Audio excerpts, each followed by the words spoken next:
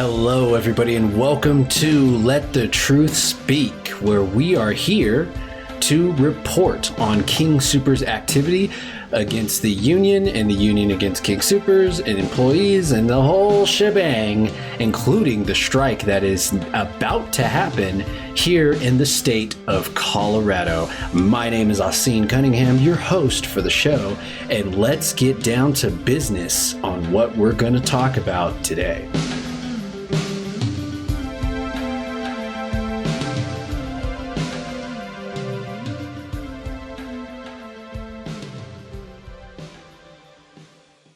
So today we are going to talk about the 2022 strike. I'm going to go over some more details as to what happened during that time and the part that I played in it, because during that time I was an employee of the company and I did participate in the strike.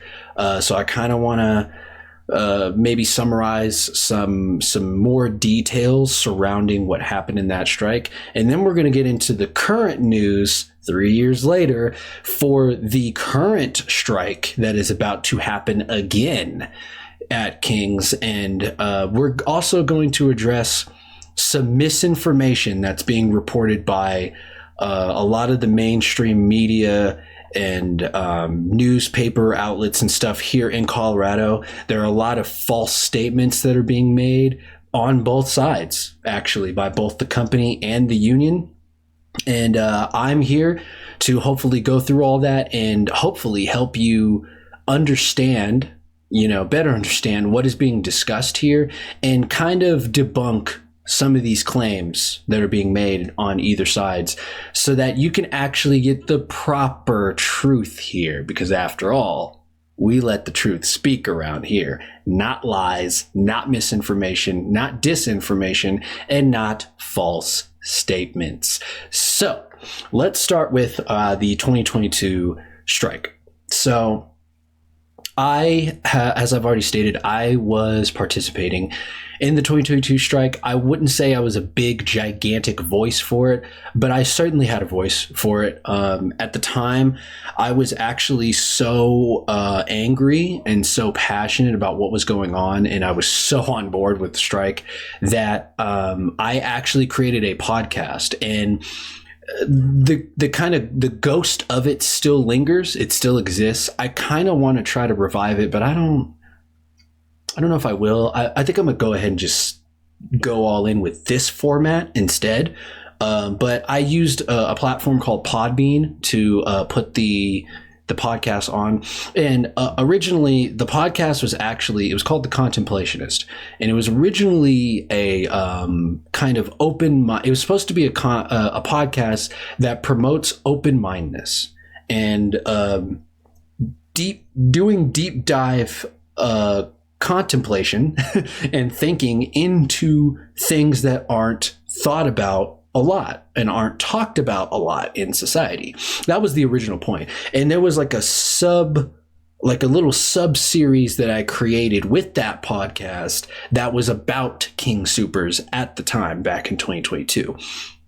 And I would go through stories and stuff and talk about, all kinds of things that were happening with the company at the time and my own experiences that I got to see firsthand at the time. And I will be doing that again because I did not get to finish at all with any of the stories that I told. I only got to tell a couple, but I very much want to tell more stories because I'm still passionate about the issue that is happening with King Soopers and has been happening for decades now, even before I got hired with them back in 2014. But I'm still pretty passionate about it, and I'm still pretty mad because this is seriously affecting not just the employees in the company and the community, but this is just the surface, in my opinion. This is just the surface of a much deeper stigma of an issue that is happening with the entire state of Colorado, especially on an economic level. And this is something that I'm going to be talking about here in this video that is a serious, severe issue. And it's probably arguably the main reason why I'm so passionate about this, because I don't want to say it's a cover, but people going on strike at King's, that's just a piece of the bigger issue at play here. And if only we have a louder voice and we make this clear, this strike could end up turning into a movement, which it almost did in 2022. I'll get to that in a minute. But it could turn into a movement that could impact and get some serious attention for the state of Colorado as a whole. And I'm very passionate about that because it touches on a lot of serious economic issues here. So, but I digress. So 2022. Okay, so I made a podcast, right? And it didn't catch a lot of attention or traction. I kind of wanted it to, but hey, who doesn't, but it was something that I did because, like I said, I was passionate about it. And I participated in every single day of the strike. Now, it only lasted for about 10 or 11 days, something like that, give or take, until a contract was reached. But here's the thing. I want to talk about the 2022 strike because there were a lot of things that went unaddressed during that time. There were a lot of things that were overlooked by all parties. That were not talked about. And even I didn't do necessarily a good job, even with my podcast, trying to talk about it. But I really want to hammer it home this time around, even though I have not worked with the company for years. But I really want to talk about it because it is serious. It is serious. And I got to see it firsthand. And the thing is that the 2022 strike had the potential to become something bigger than it was, much bigger than what it was. So a lot of people don't know this, but the strike was, it actually caught the attention of other union companies in Colorado and other companies in general. So if I remember correctly, the electric company went on strike. I think they either went on strike or their union supported us, one of the two. There was two other companies, I don't remember what they were, but their unions also weighed in on the strike. They were either, again, they were on strike themselves too, or they helped out. But either way, the point is that UFCW, the strike, or not the strike, but the union that covers King Soopers employees, they had funding already because thanks to the union dues and fees that employees pay every check to fund stuff like this, they had a large amount of money to fund the strike for, I think it was something like 2 months or 6 or 3 months, something like that. But then we got backing from other union organizations.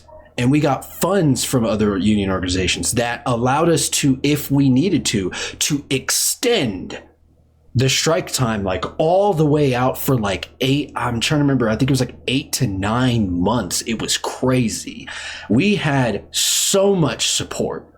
We got so much support behind the scenes. A lot of people don't know this. And a lot of people do not talk about this, and this really needs to be talked about because it can't be overstated how impactful and how telling it is that we got so much support from multiple different union companies throughout the entire state of Colorado to make this strike happen and to allow it to go on for an extended period of time. In fact, another thing that a lot of people don't know, even the strikers didn't know this. They wanted us to be on strike for months. They didn't want the strike to end in 10 days. They wanted us to actually keep going. They wanted us to really stick it to King Soopers because, again, this was an issue that goes beyond the issues of King Soopers. It goes beyond all of the tensions and problems and issues that have been going on with the company, with the union, with the workers. And if you've seen my last video that I made, that video explains, I go in depth as to what these issues that I'm talking about are. So if you want to go learn what all those issues are from somebody who has seen them firsthand and has 8 years experience, go check that video out. But I was really mad when we decided to just give up. Basically, the majority of people just gave up and was like, yeah, we'll accept this contract. And it was a BS contract. Why do you think King Soopers is going on strike now?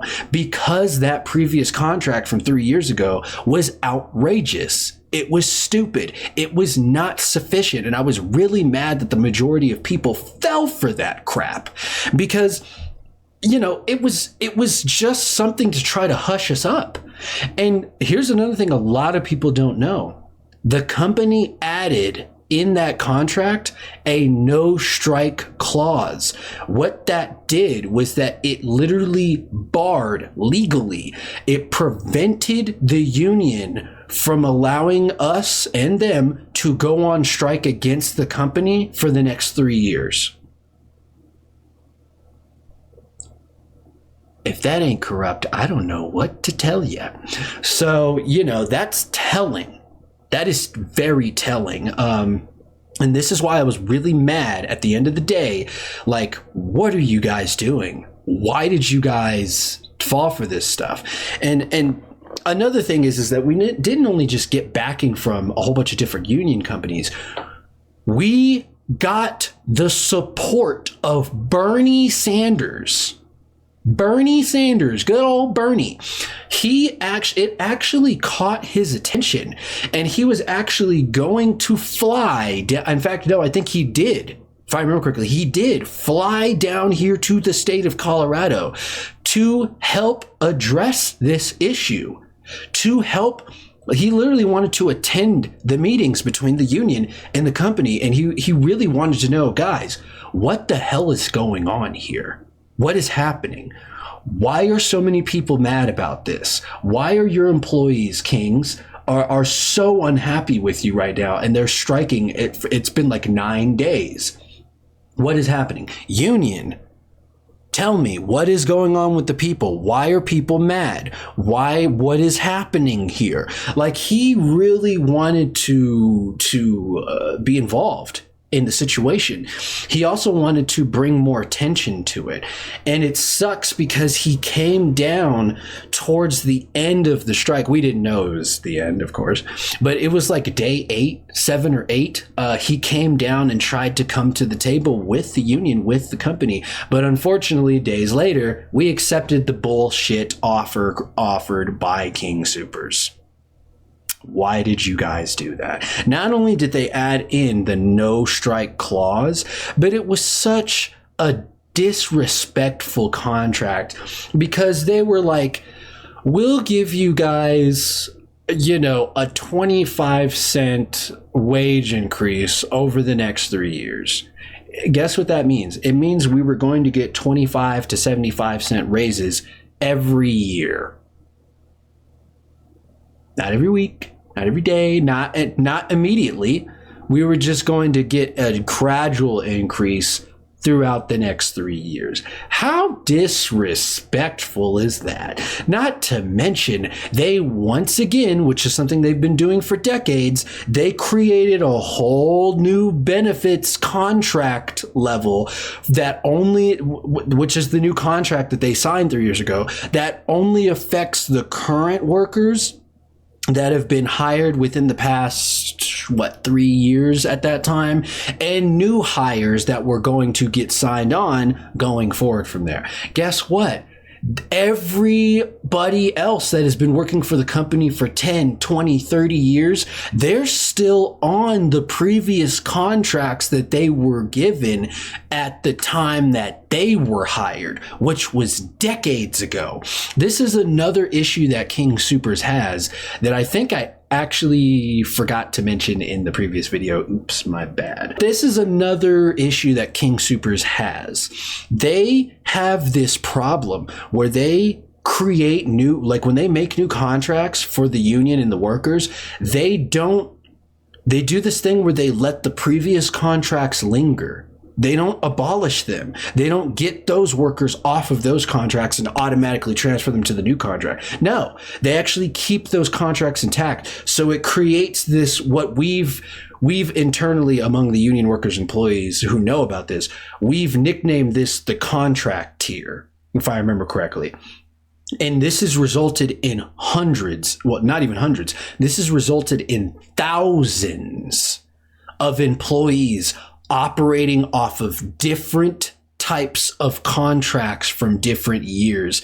And it creates an absolutely catastrophic HR nightmare on how to manage people's benefits and union rights. It's insane that people let this shit happen, and they are letting the company get away with this bullshit. Like, it's so crazy. And people want to know why we went on strike. These are just one of two things. You know, the no strike clause, the whole contract tier thing, the very disrespectful wage increases. And by the way, something else I forgot to mention about those wage increases, that didn't apply to everybody. If I remember correctly, I think it was meat department workers didn't get wage increases. Managers, assistant managers, and managers, they didn't get wage increases. Some higher seniority people don't apply to the wage increase. It's crazy. It wasn't even across the board wage increase, and we freaking fell for it. Oh my God, it was so annoying. Like, what? It's like people were striking, like at 10 days into the strike, people just lost the plot. They kind of forgot the reason why that they were striking. And this is something that they need to do a better job with this strike around, because they need to do a better job at regularly reminding people, hey, remember why we're striking. Remember what King's is actually doing to you. Remember that you are not a slave to them, and what they're trying to offer you is disrespectful, not just to you, but to the community who gives these bastards money to fund their little slavery operation with how they treat people and their own employees. I've also heard some other things that are going down, but we'll touch on that later, because we're gonna cover current news that's happening too. But there was a lot of things that happened and that were going on and back in the 2022 strike that a lot of people were not aware of. Another thing, I briefly touched on this in the previous video, but I really want to hammer it home here again. We saw a lot of verbal and even physical violence from the community, from people who are over reliant on King Soopers, and from people who literally just didn't want to take the time to actually study and sit down and listen to what is actually going on here, to what the reason why we're actually striking. And this is something that was not talked about enough, and this seriously needed to be talked about, and it needs to get traction. And I would like to try to bring this to the forefront and to as many people as possible's attention this year, hopefully before the strikes happen, or before strikes go on for too long, like 5 or 10 days, whatever the case is. I really want to emphasize that there are a lot of bad actors in the community. There are a lot of violent people in the community who, for whatever reason, get mad at us for trying to defend our rights. Like, it's so insane. And I saw and heard a lot of that back in 2022. It was actually really crazy, borderline terrifying, because in fact, it was so bad that, so when a strike happens, at least at King Soopers, I don't know how it is for other companies, but at King Soopers, when we went on strike, the company decided to hire a third-party security company to guard the stores They didn't want to say this publicly, but we all knew. And because we talked to guards and they straight up told us they're actually there to guard the stores from us. Because for some stupid reason, John Kelly thought that we were going to be some violent mob and tried to damage their stores while we're on strike, which we're not even legally allowed to do that. And why the hell would we do that anyways? Because that's not what we're striking for. We're striking for change, not to bust out the window of a King Soopers store. That's stupid. So for some stupid reason, they got all paranoid and tried to make a scene to not the company, but to the community by hiring a security firm to try to make it. Was totally a political move. It was totally a corporate political move. It was literally a show of defensiveness on their part to try to make it look like we were being violent and we were going to be violent. And that really sent the wrong message to the community. This is something else that I saw happened that went on in 2022. And this is something else that we need to be careful of. But it was a really disingenuous move on their part. It really was. But here's the crazy thing is that we as strikers, since we're outside, we got to talk to some of these security guards, some of these guards, and things were so bad with these people, these angry bad actor community people who were trying to get into arguments with us, yell at us, run us over with their cars. Yes, that actually happened. It was so bad that the security guards were like, man, I wish I wasn't hired to guard King Soopers. I wish we were guarding you guys, because we're standing out here and we actually get to see all this stuff with you guys. And it's crazy how the community is reacting. It's so wrong. It's so wrong. I've actually heard that there were some guards that actually ended up even though it was against their job, they actually did stand up to some of these people to defend the strikers. They're like, hey, let them strike, let them speak, let them protest for their rights. You have no right coming up here trying to punch people in the face because you're mad about not getting some freaking, I don't know, some freaking potatoes or some crap. Like, no, get out of here. Get out of here. Like, I've literally heard situations like that going down at the store that I struck, was helping to do strike at and was picketing on the line for. The security guards that were really chill.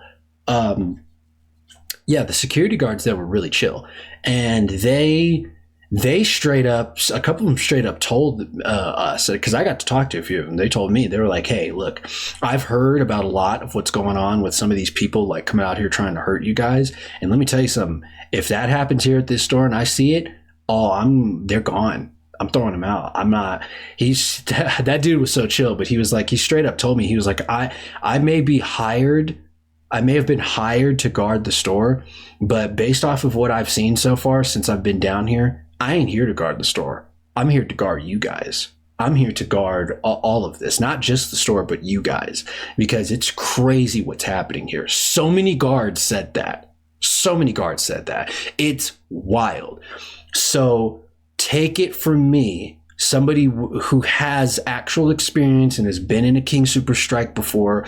This goes out to people who may not have been in a strike before, or this is new to them, either in general or just this is new for them to go on strike specifically with King Soopers. Let me tell you right now, be careful this year, guys. Be careful. We live in a dangerous time. We live in much more violent times here in America, for a lot of different reasons, politics, amendment rights, all kinds of stuff. We have a lot more crazy people out there, and specifically here in Colorado, considering we are specifically Denver is a sanctuary city. There are a lot of violent immigrants around. There's a lot of gang members, crime here in Colorado has gone up a lot. Okay. So you really, really need to be careful this year. If you are going to go on strike and you're going to participate in the strike, be prepared for that. Be prepared to see a lot of both verbal and physical violence or aggressiveness towards you. because it was pretty crazy. It was pretty crazy back in 2022. I can only imagine that it's not going to be any better this year. In fact, I would argue and say it's probably going to be a little bit worse because there's a lot of tension, not just a little bit worse. Actually, it's going to be a lot more worse because there is a lot of tension right now. We just got through a very controversial election, just happened. And there are a lot of people who are mentally unstable, who are really pissed off, who are really angry about a lot of things, like for over whether it's politics or economics. Tensions have been really high, and they are a lot higher than they've probably ever been in my lifetime. So trust me, this is a disclaimer. This is for you guys. Please be careful. Please be careful out there. I will probably be seeing some of you guys out there because I will be covering. I'm going to try my best to be covering it live, covering the strikes live when they happen. I may be interviewing some of you people, but take it from me, who's been in a strike before. Please be careful because it's not just the company that you need to be concerned about. In fact, when you go on strike, I would argue and say the company is no longer your concern. They are kind of the lowest priority concern. The only thing you need to worry about is not giving into their BS offers. Your biggest priority concern when you go on strike is the community. Believe it or not, is the community. Because trust me, there's going to be a lot of people coming at you. A lot of people coming at you. People are going to be trying to be violent in all sorts of ways or aggressive in all sorts of ways. So really, really protect yourself. And guys and girls, please be careful out there. Please be careful out there. But I digress. That's my little statement on that. That's my little warning there. But going back to the 2022 strike, something else that I got to see that wasn't talked about enough is that the union, hate to say this, but the union didn't really do a good job maintaining the ideals of the strike. They kind of I noticed they started waning towards the end, like about 9 days in. It was really after Bernie Sanders came down. They kind of started waning a little bit on why they were in the strike to begin with. And they really did not do a good job trying to convince people to not take that last contract that we ended up signing. They really didn't do a good job. They kind of ended up just not being helpful at all, actually, which is one of the reasons why the majority of people kind of fell for it and just ended up, signing it and just ending it. And that needs to not happen this time around. Seriously, if you guys need to be on strike for 6 months, please do it.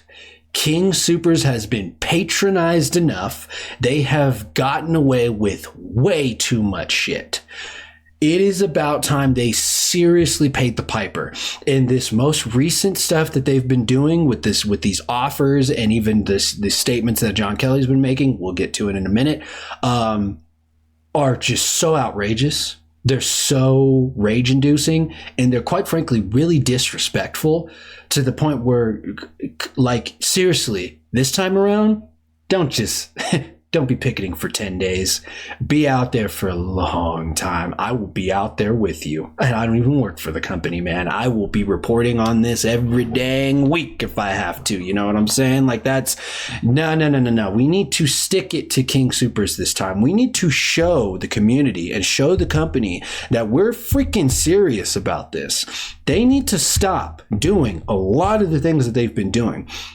If you've seen my previous video, you'll see the overwhelming amount of things that they have been doing that is just really messed up and really wrong. And they seriously need to pay the piper on this. It's about damn time we for real stick it to them. Not 5 days, not 10 days. Let's get out there. Let's go. Let's actually stick it to them. Let's hold up them signs for months, man, for months. They need to realize what they're doing wrong. They need to pay for it big time. Do not let them try to convince you otherwise. Do not let all these angry mob people out in the community, don't let them try to persuade you otherwise either. Don't give in to the violence. Don't give in to the aggressiveness. Don't give in to the persuasion, the manipulation, the gaslighting. Don't fall for that this year. It's 2025. We are in a much better situation to start ending monopolization and corruption amongst all these BS companies that like to pretend that they are our friends. No more of that. No more of that. And quite frankly, I saw a lot of that in 2022 when we fell for it. We can't do that again this year. We can't do that again this year. You guys got to stick to it. Stick to your values. Stick to doing what's right. It's going to be tough. It's going to be tough. I've been in a strike before. Yeah, it was only for 10 days, but trust me, it was tough. It was tough. Lives were being threatened. Aggressiveness all over the place. People yelling at us. We were out there in cold weather.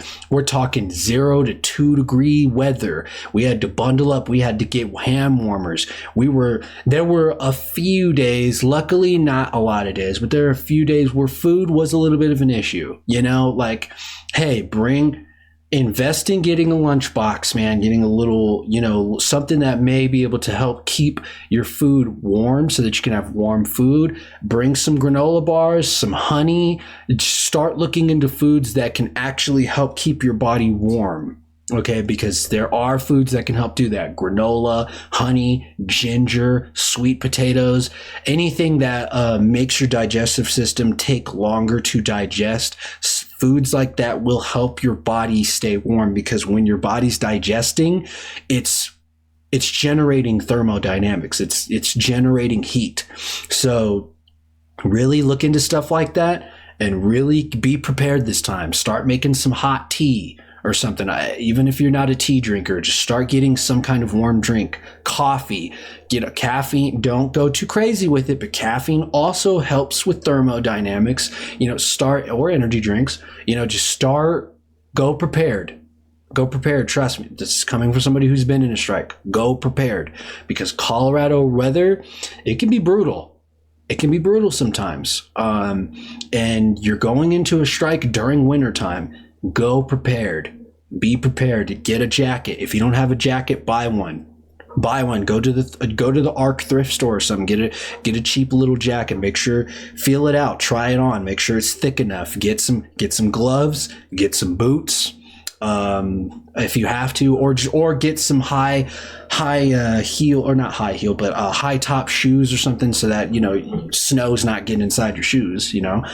Get some, but also get shoes that are comfortable too, because you're going to be standing around for hours.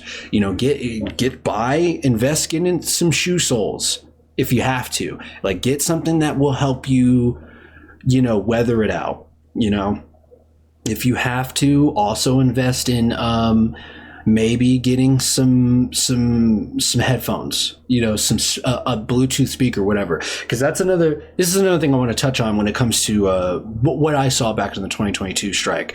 Don't think that there's going to be strict rules, if any at all, about how you go about striking. The union, there's one thing I will give UFCW. They are very lenient. They're very lenient with what we're allowed to do. One of the things I really enjoyed, actually, back in the 2022 strike, is that we were allowed to bring Bluetooth speakers. Anybody was allowed to bring a speaker, and we could blast music out there, dude. There was a lot of days where we were out there jamming. Man, we were out there. There was one day I brought my own speaker, and I was playing my own music. We would rotate. People would rotate. They would take turns. Like, hey, we'll play. I want to play some of my music for a couple hours, and then you could, somebody else can go. Or I'll play music for a whole day, and then maybe tomorrow you can play music. Like, they allowed stuff like that. When you go on strike, there's like a whole little like hub setup that we have with tables and stuff. And that's where we set all of our belongings, any food donations that we get. And I'll touch on that in a minute. Or food that we buy for ourselves. And then we can have like a Bluetooth speaker. And if you don't want to listen to somebody else's stuff, that's fine. You're allowed to have headphones in. They don't care. As long as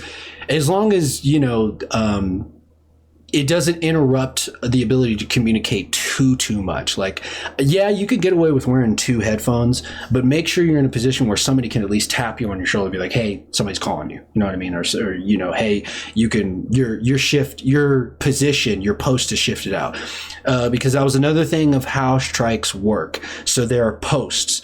Depending on the layout of the store, to be honest, in your area where you're striking at.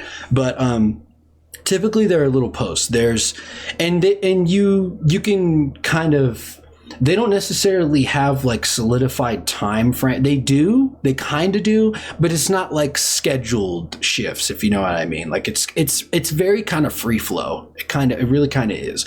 But usually there's posts where you can hold up a sign at the nearest street, at the nearest busy street. You don't have to be in front of the store. You could be down where the street is, and you only do it for maybe a couple hours or an hour, and then you rotate out with another group that kind of gets sent down there and be like, hey, we're sending these people down, you can come up. And then there's another post where you're out in front of the store, and not everybody has to hold a sign. You can wear like a little sign around your neck, and you could just be there. You don't have to hold one, you could wear one. You don't necessarily even have to have a sign, but you're on the line.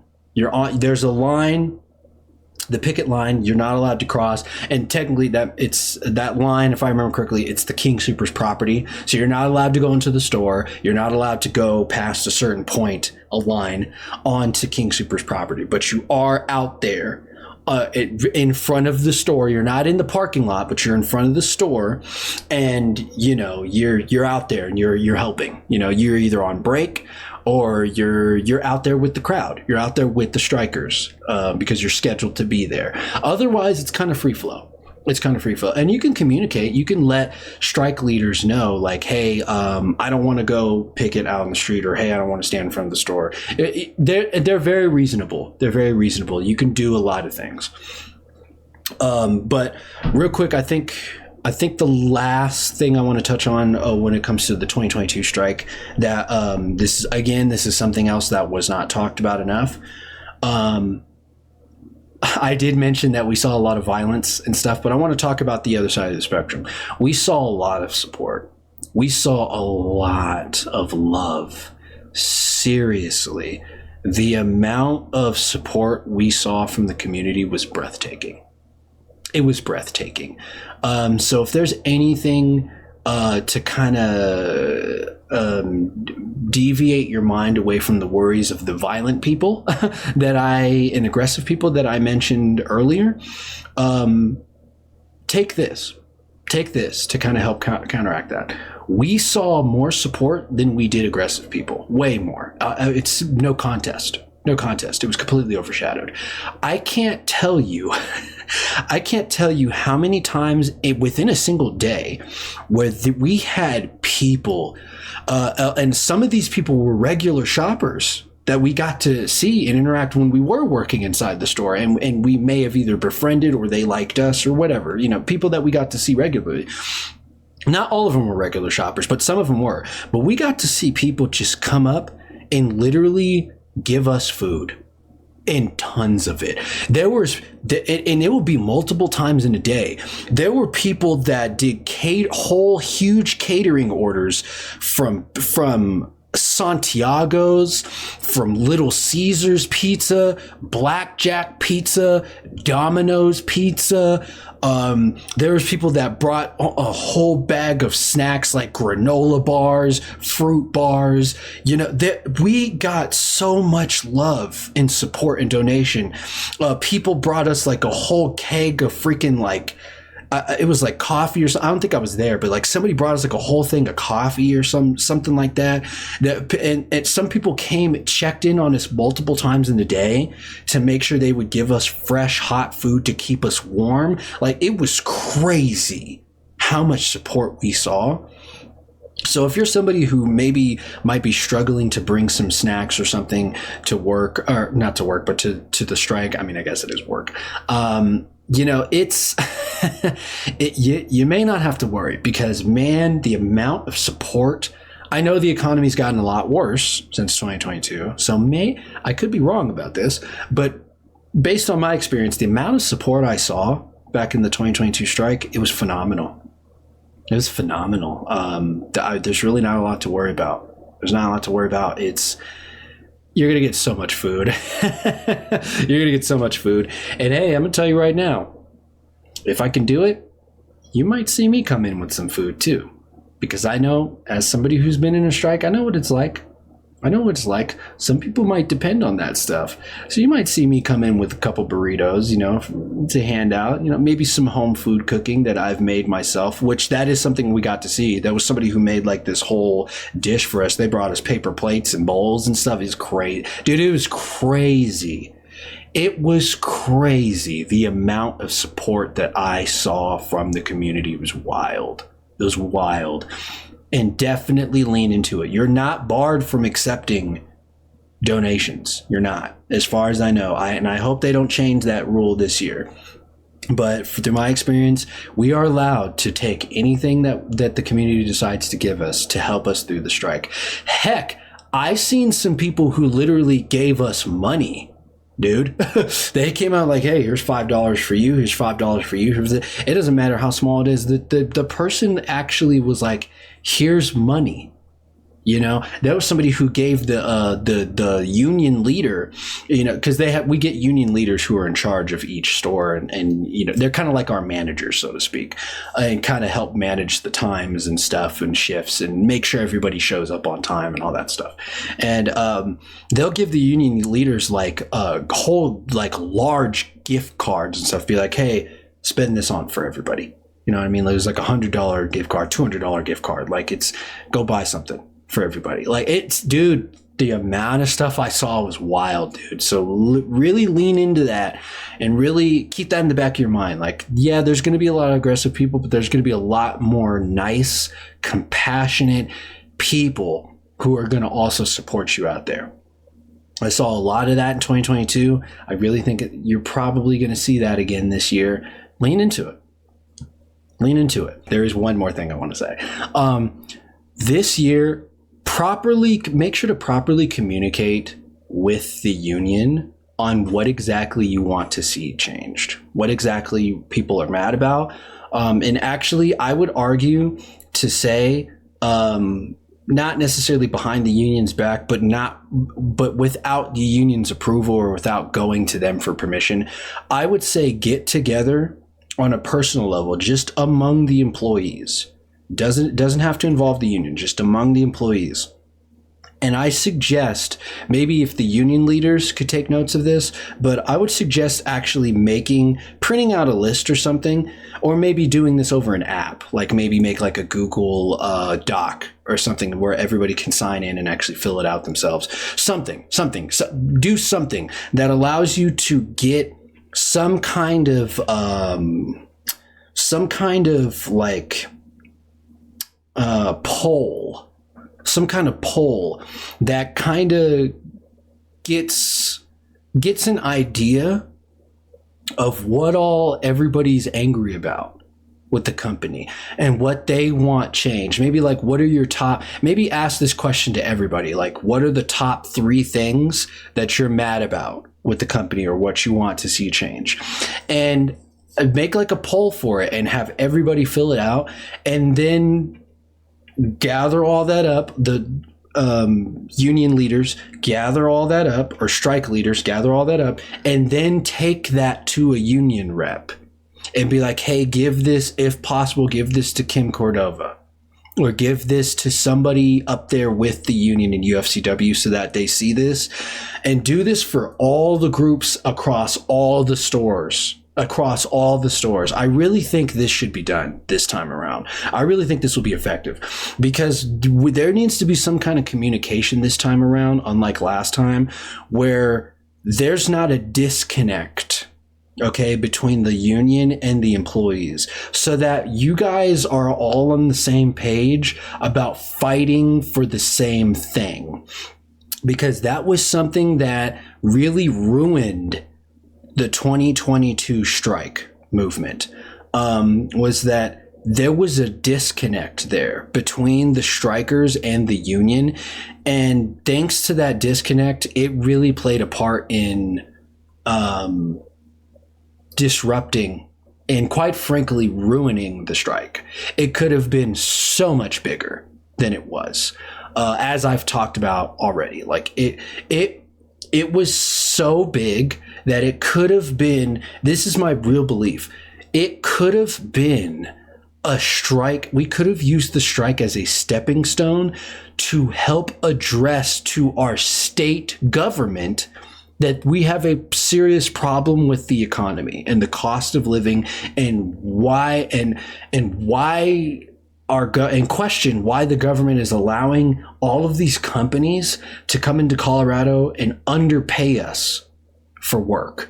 Like, they're giving us wages that aren't even livable. You can't even live off of that. Like, we could have elevated, especially when Bernie Sanders got involved, we could have very easily elevated this issue to that next level. We could have been like, yeah, we have problems with King Soopers. Trust me, that's why we're striking. But honestly, there are also a lot of other systemic issues that are happening in the state of Colorado that have helped play into this strike. And I really hope that is made a lot more clear this time around. And if y'all don't do it, I'll do it if I have to. But seriously, this needs to be addressed a lot. Really does. But yeah, that about wraps up everything I wanted to touch on concerning the 2022 strike. That's a lot of things that I got to see, and a lot of things that happened that seriously went unreported by not just the mainstream media, but even by the union and the company. These are things that were not talked about a lot. There was a lot of corporate politics stuff going on behind the scenes too. I'm not going to get too much into that because some of it was circumstantial, some of it was kind of petty. But all you need to know is the stuff that I just explained of what 2022 was like. Now, let's get into the current news, because this is where the real money's at today. This is the stuff that I really want to help report on. And this is the stuff that I really want to touch on because, like I said, there's a lot of BS that's being said, not just on the company side, but on the union side too. So we're going to go through some articles that I picked out that I thought were pretty good to go over. These ones I really want to get to because they are a serious problem. So let's start with the first one here that we're going to read. So this is coming out of Fox 31 over at KDVR. So this was posted on January 17th. Union representing King Soopers workers scheduling a strike vote following failed negotiations. Now, there is, to be clear, from what I've heard and from what I've seen, the company and the union actually have been negotiating for a new contract since October of last year. They've met a total of 14 times and they still didn't come to agreement. That should be telling to everybody, not just employees, but the community. Like, that should be very telling how high the tensions are between the union and the company. This is serious. This is serious, and these are serious issues that have been going on for decades, well before I was even hired back in 2014. This is a problem, okay? And the fact that they met 14 times and didn't come to a conclusion, and they're going on strike immediately.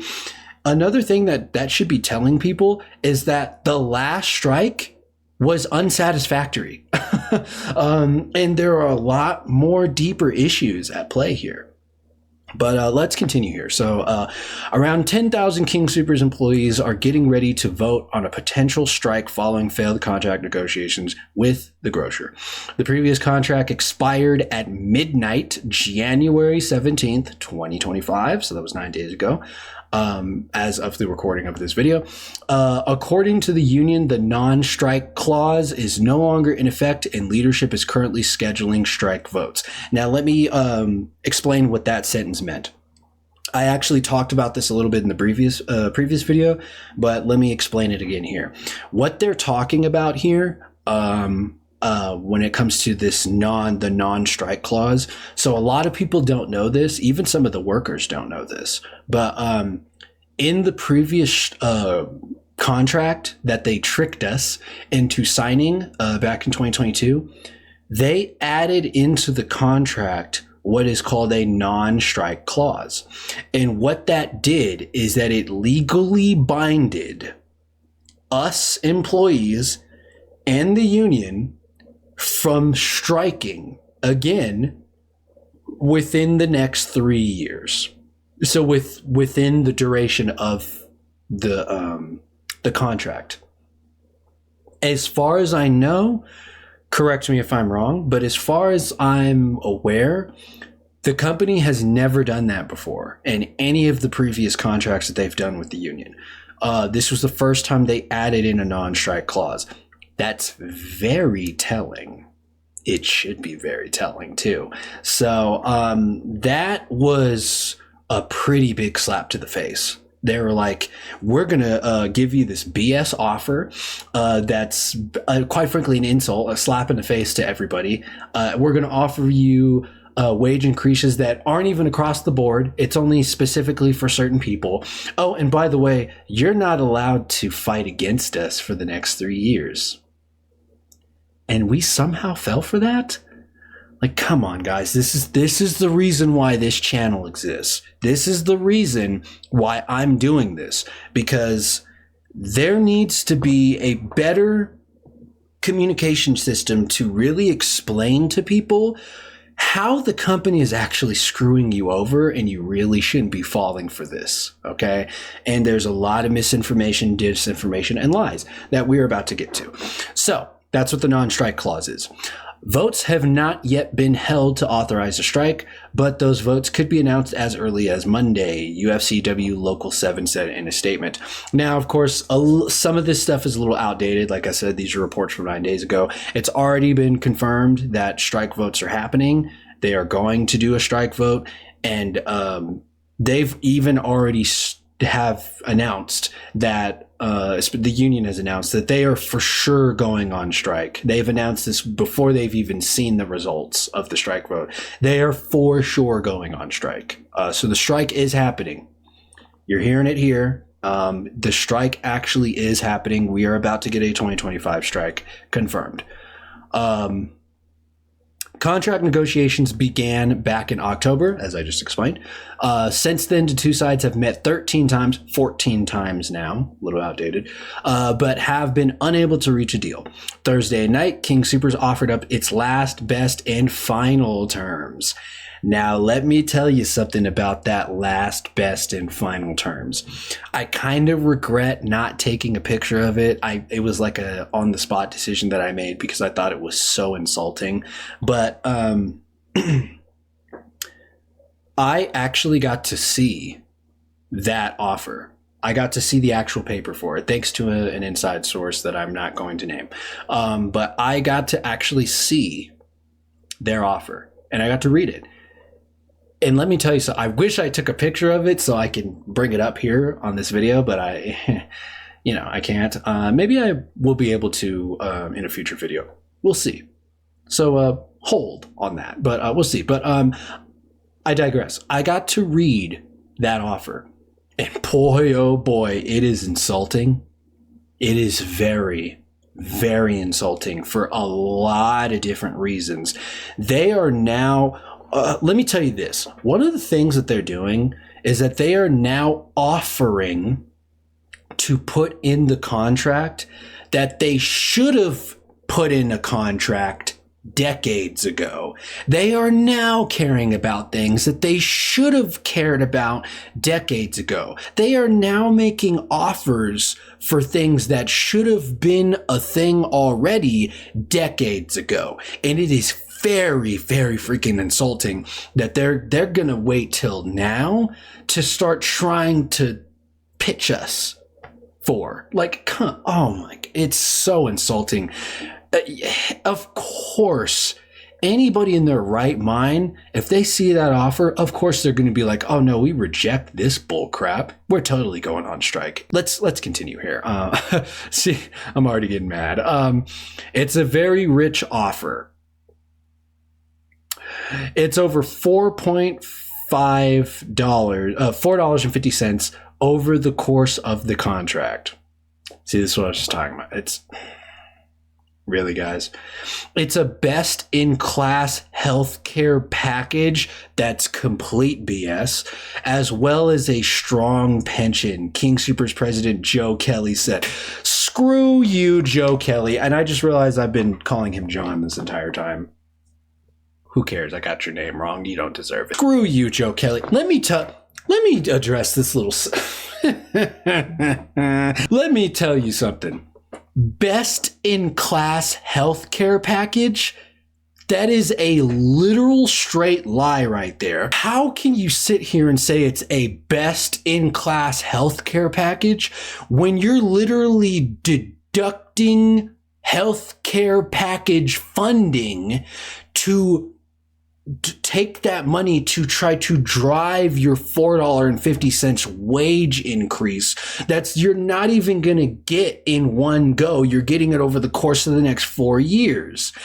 That is a straight freaking lie from Joe Kelly, and it is so rage-inducing that he even had the gall to say some bullshit like that. This is not best-in-class healthcare package. Guys, in case you're not aware of this, and in case you don't know, this is why I'm here to help you be aware of it. You're not getting a best-in-class healthcare package. In reality, you're actually getting a worse healthcare benefit than what I had when I was with the company. It's actually decreasing. This is a lie. This is a lie. And as for his little statement as well as a strong pension, let me tell you something about the pension. Let me tell you something about their little pension. Their pension is a joke. Their whole retirement system thing is a joke. I literally know somebody who's working for King Soopers right now, and I'm not going to name him, but I know somebody who's working right now for King Soopers. His plan, his goal, his desire, he was supposed to retire something like 12 years ago now. And guess what? He couldn't retire because their pension, their retirement system is so poor. It's so dog shit that he couldn't afford to retire. So he had no choice but to keep working. Now, let me tell you something. This is actually the whole retirement system. This is honestly a countrywide issue with all companies, to be completely honest and to be fair. However, bringing it back to just specifically King Soopers, that's how much of a joke it is. You know how... Let me also preface something here. You know how many older people work for King Soopers who really should have retired a decade ago, maybe even 2 decades ago? Do you realize how many older people still work for King Soopers because they can't afford to retire? If the company really had a strong pension and good retirement funds and good 401k systems and stuff, we wouldn't have as many older people working for King Soopers as we do right now. Simple as that. Look at the workforce for King Soopers. It speaks for itself. Look at how many people above 50, 60 work for King Soopers still. Because, and a lot of them, if not all of them, would probably agree that the whole reason why they're still working for King Soopers is because they can't afford to retire. And you want to sit here, Mr. Joe, and say that you have a strong pension, strong 401k? Get the hell out of here, man. Get out of here with all this BS statements that you're making. Straight up lies. It's nonsense. It's freaking nonsense, man. Let's continue here. However, union leaders are calling the proposal disrespectful, which it absolutely is, to workers. It is unclear exactly what terms the union is seeking for its members.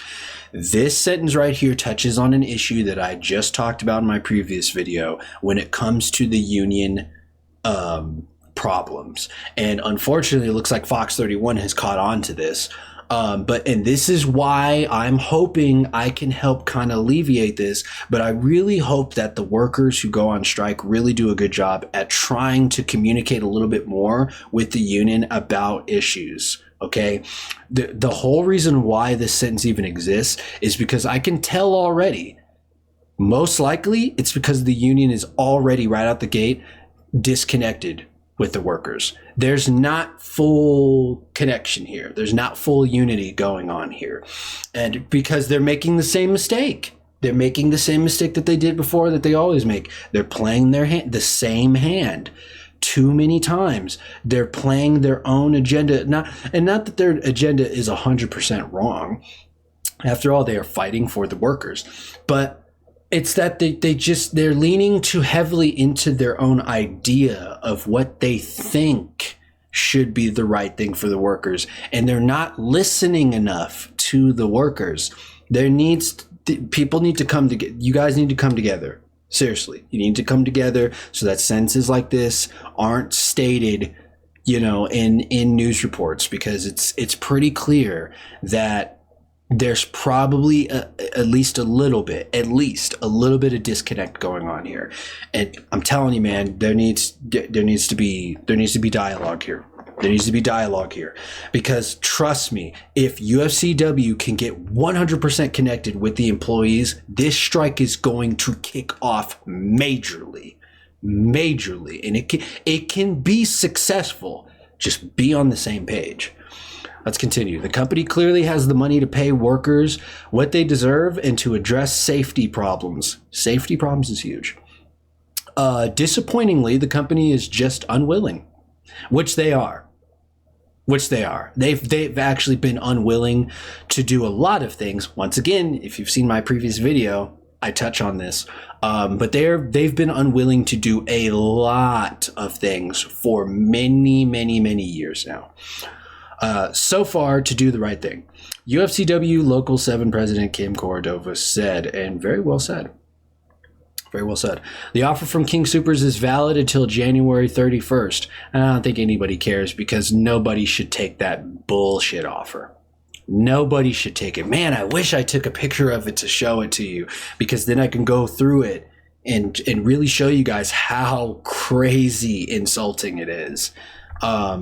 Because if a lot more people in the community who are outside of the company, who don't work for a company, just the community, actually could see the kinds of offers that they give to the union, even you guys would be like, seriously? This is what they're talking about? It's so bad. It's so bad. Oh my God. Continue. If they like it, they'll approve it. If they don't like it, they won't approve it, Kelly said. If they do decline it, certainly we'll have to have some more conversation, but the whole point of the last, best, and final offer is just that. All the money is on the table. Let me tell you this is not their last offer. They're capable of doing better. We just need to push them to do it. So you have to go on strike to show them, hey, we're not kidding. What you're offering is bullshit. You need to do better. So, trust me, all the money is not on the table. It may seem like it is, but trust me, it's not. It's not. They can do a lot better than what they're doing. They just don't want to, because that favoritism club that I talked about before, the cabal, man, The King Soopers cabal, I'm telling you, it sounds corny and conspiracy, I know, but trust me, it's not. I got to see it firsthand as a Promise team lead. Trust me, there is a little club that is running King Soopers, and if you're not in that club, but let's continue.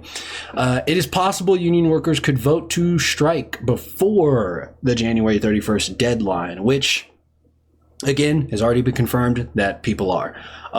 They spent 10 days on the picket line after failed contract negotiations in 2022. This is true. Nobody wins in a strike.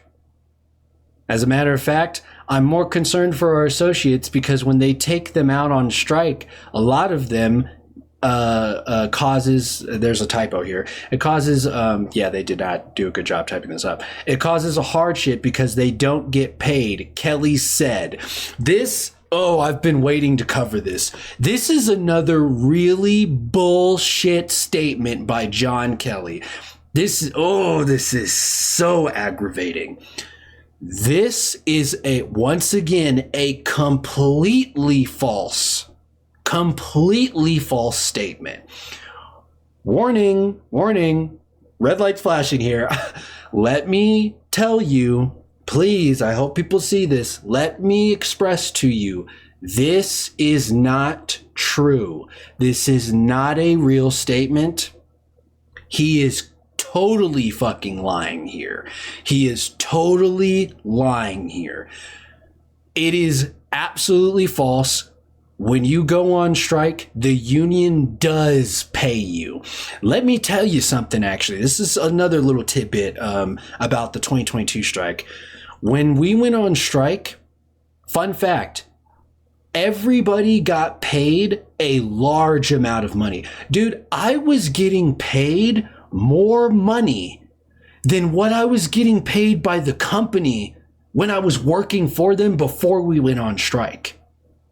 I was getting paid, I was getting the equivalent of like $19 an hour, because you have to factor in tax deduction, union fees, union dues.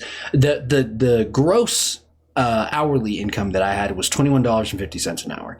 The net, so what I was actually getting, it was actually closer to like $19.22 an hour, something like that. For the record, you don't see deductions from the union pay, the money that the union pays you to strike. Also, by the way, that money's not taxable. So you're getting the full amount of money that the union's paying you. So even, so to be fair a little bit, there's a difference. You're not getting deductions at all from the union pay, but you're getting deductions from your King Soopers pay. So there is a little bit of unfairness there, but I digress. Even knowing that, even still, the union was paying us more money than what I was making with Kings. So this stupid little statement that Joe says here about union workers don't get paid when they're on strike and it hurts them, it causes hardships, is complete bullshit, and it is completely false. It is completely false. I was able to buy more shit that I was never able to buy before, just from the money that I got paid for 10 days picketing against you, Joe Kelly, against you. Like, this is the kind of shit I'm talking about here, man. This is why I'm so happy to be reporting on this stuff and to be going over this stuff. And as somebody who's worked with the company before, because this is bullshit. This is false. This is false. Good God, man. Let's continue. Metro State University Denver economics professor Alexandre Pinilla, I hope I didn't butcher that name, said a strike has a negative impact on companies, employees, and consumers. Look, they're a professor. They're an economics professor, so they're an expert at this. So I can't necessarily sit here and 100% disagree with this statement, because that is kind of true. But from my experience, it's true to a certain degree. It's true to a certain degree. That's not entirely true, and I kind of sort of want to push back on that. I kind of disagree. while to a certain economic, I'm sure, studying level, yeah, I'm sure it's a of course, of course, it has negative. I'm not sure. Of course, it has negative impacts on companies, employees, and consumers, on all parties involved. Of course, it does. I would argue, though, that is only to a certain degree.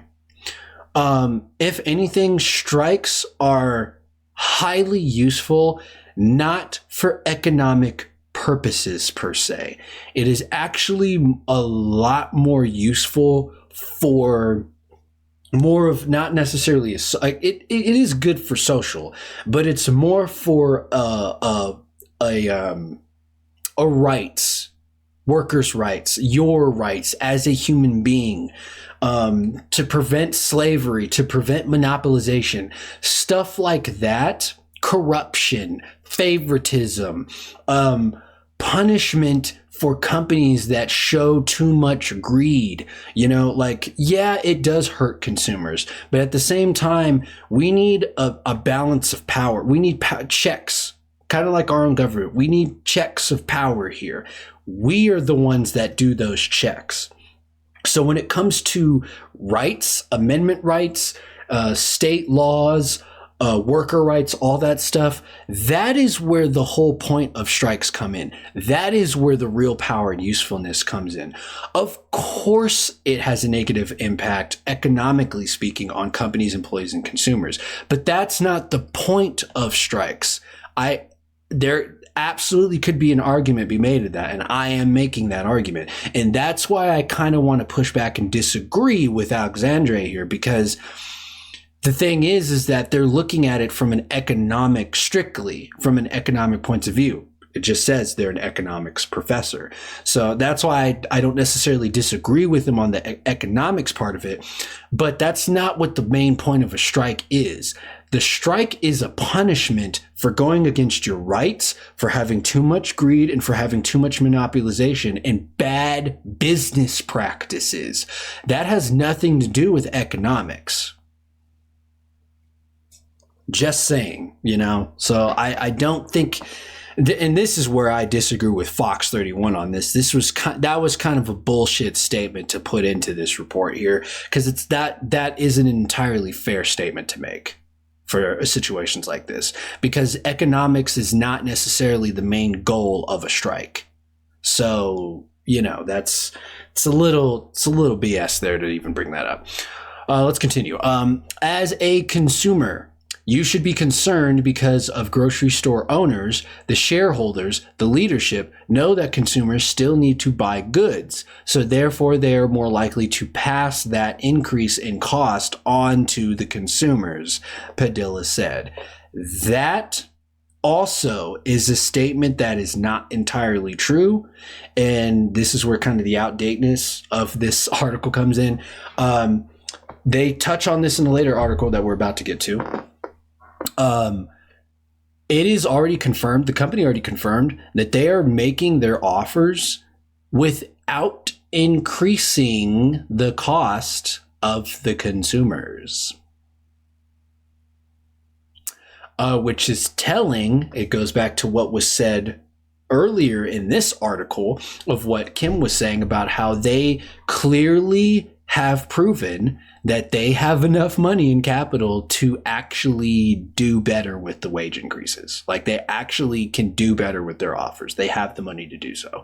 And this is a good example of it right here, because they've already confirmed that they are doing these offers without touching the costs at all for consumers. So this little statement is also unfair to put in here. And this is on Padilla, actually. This is on Alexandre.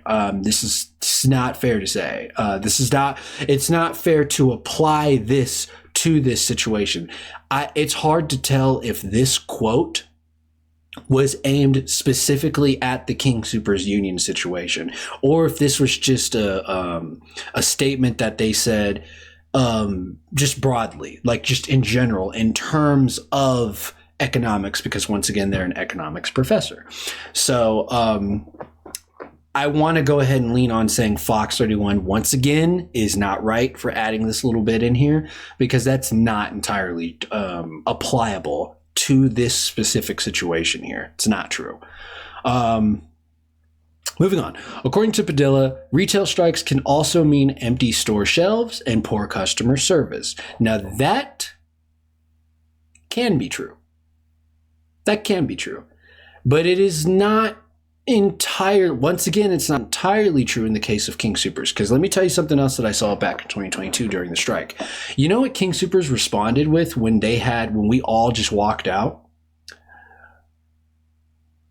They replaced all of us. Literally instantaneously. They replaced all of us with temporary workers. And what was very insulting is that they paid those temporary workers more money than they paid us. Now, to a certain degree, yes, some of these temporary workers can provide poor customer service because they're not fully trained. They don't go through the same training as we do. However, it's not also hard to give good customer service either. So, that's not entirely accurate. As for the empty store shelves, that's also, that statement in particular, I actually want to say is almost entirely false. Because the thing is that when you go on strike, the whole point of the strike is to deter people from buying from King Soopers. That's common sense here. That doesn't result in empty store shelves. If anything, that results in full store shelves, because this was something that I saw in 2022. There was a decrease in sales for the King Soopers company because we were successfully deterring enough people to decrease their sales.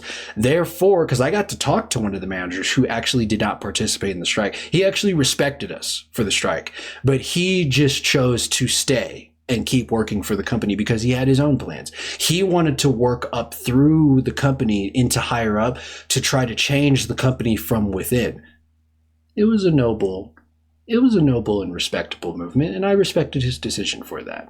Because I remember me and him talked about it privately, and he wanted to explain that to me. And hey, props to him. I don't know where he's at right now. I actually hope he succeeded in doing that. It doesn't seem like he did. No offense, dude. But I hope he keeps trying to fight the good fight. He had good intentions, and he was not aggressively disrespectful to strikers. So I have respect for him.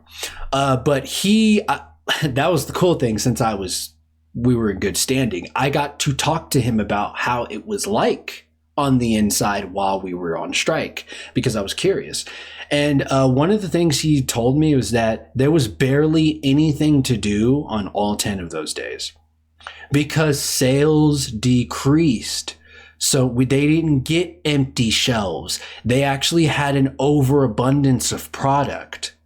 They actually had too much product to the point where they had to go a couple days without ordering anything because they weren't selling enough. They weren't pushing through their product enough. So it resulted in the exact opposite of this statement. It didn't go into empty store shelves. They actually had full store shelves. And it stayed that way for the majority of the time. So in turn, it took away their work. So their shifts got shortened.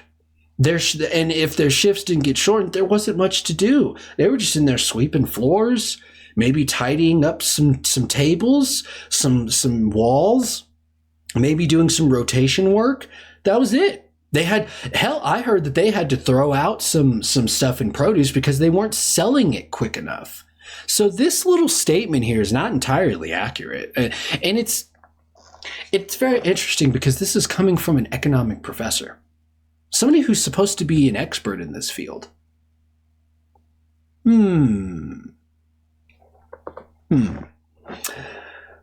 Let's continue. However, Kelly maintains King Soopers is equipped to handle a looming strike with minimal impact on customers. Oh, wow. Finally, Joe makes an actual real statement. He actually makes a statement that is true. He is right about that. King Soopers is equipped to handle it. I just explained it. That what they did in 2022 is they immediately replaced everybody who walked out.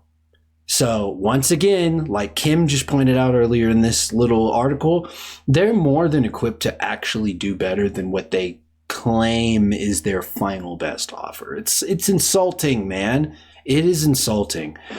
We will keep our stores open.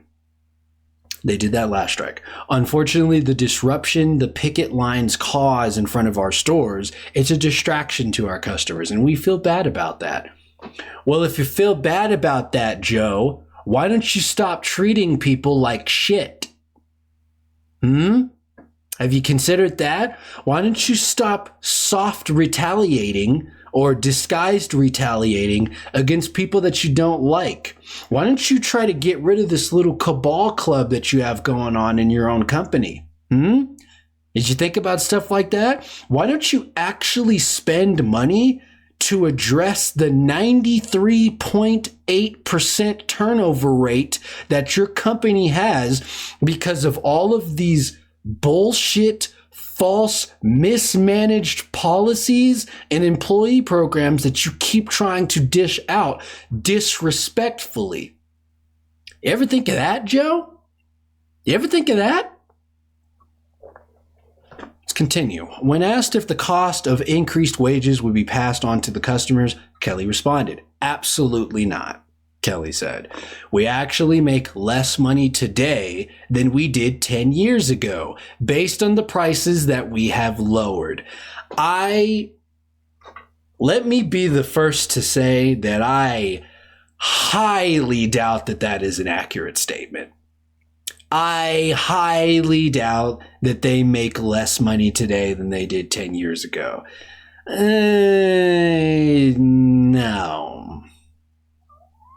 No.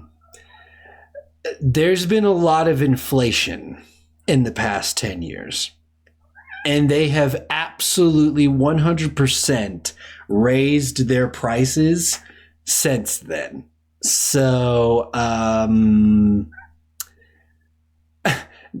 especially this last bit, based on the prices that we have lowered, dude, you have not lowered your prices in the past 10 years. Look back in the past 10 years to now. Literally everything has increased. Everything has increased. And it may not necessarily be because the company itself directly increased the prices. It's more of a country federal like an actual economics result. It's mostly because of that. Even with that said, though, you didn't lower, your prices have not been lowered. They have gone up. And might I add, they've gone up by a huge percentage. Huge percentage. I actually have proof of this. I have my old grocery list from my old diet that I made back in 2020? I think something like that. And I have the prices of all of the items that I used to buy still listed in that list that I have of how much they were then. And then now look up how much those same exact items are now. It's something like 70% higher. It's anywhere between 50 to 70% higher. And yet Joe wants to sit here and say, we actually make less money today than we did 10 years. Get out of here, man. Get out of here, dude. Oh my God. So that's one article. Let's move on to the next article here. We got the Denver Gazette. Okay. So this is on January 18th. So let's go through this one a little bit because there's some stuff in here too. Denver King Soopers workers may vote to strike as soon as Monday, union says. The contract settled after the 2022 strike expired at midnight Thursday, meaning the no strike clause is no longer in effect. So we're going to see a lot of the same stuff in this one, but however, there are some differences. There are some differences in here. That's why I have it up. King Soopers in a statement said it did not want a strike, and its last, best, and final offer will last until January 31st, saying it hopes the union will bring forth the proposal to its members. Let me talk about that. Of course they don't want to strike. Of course they don't want to strike. because Joe and his little cabal, his little favorites club, they don't want to lose their money. They don't want to lose their pockets. They don't want to lose, they're very corrupt and quite frankly immorally gained expenses and money. They want to keep buying, their big houses and their cars and all that shit.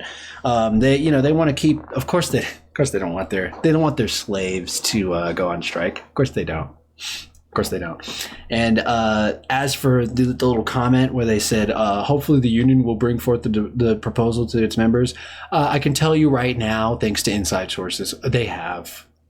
They tried to make this little underlying statement here like, oh, I don't think they're going to properly communicate with the members, which, don't get me wrong, there is definitely a disconnect, as I've said before.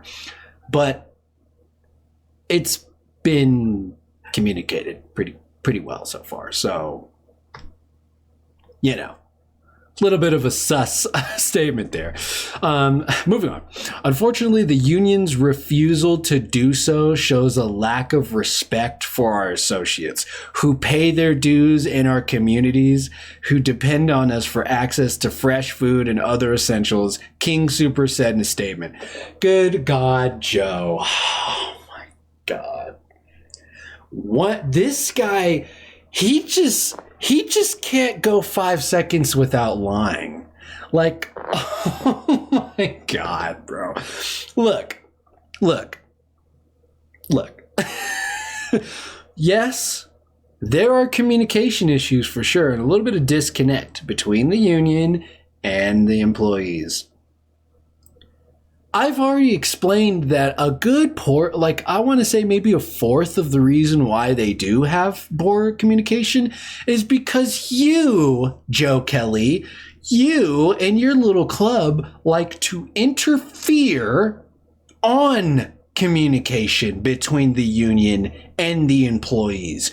You literally actively get in the way of preventing it. And you want to sit here and try to blame it on them when you're the one that's actually running active, real interference fucking operations against union reps to even properly communicate with employees. You do it every day. For God's sakes, you train your damn store management to be aggressive to union members and tell them to get out of their stores. I've talked about this in my previous video, but seriously, you literally actively train and brainwash people to do that. And yet you're going to make this bullcrap statement. Like, oh my God, dude. Their refusal to do so shows a lack of respect for our associates. Dude, the union always tries to communicate literally everything that happens with the union and the company. Their main problem is that they need to do a better job with how they bring about that communication. Their problem isn't not communicating. Their problem is how they're communicating. There's a big difference between the two there. And this is a very disingenuous statement that is really trying to make the union look bad when it's not. And he did a really poor job at trying to fool anybody with this bullshit who's paying attention to this when they're the ones that are actually actively interfering with union and employee relations. It's so... God, that statement is so aggravating. It's so stupid. Let's continue. We know that nobody wins in a strike. Strikes, not true. Strikes bring uncertainty and financial hardship. Only on you, Joe. Only on you.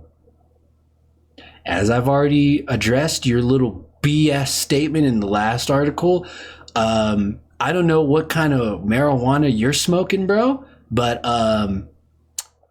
union workers and union members, which are the employees who go on strike, they get paid, buddy. They actually get paid more than what you pay us. So what financial hardships exactly are you talking about?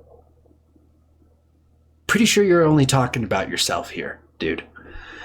Now, and we don't want that for our people, our customers, or our communities, the company added.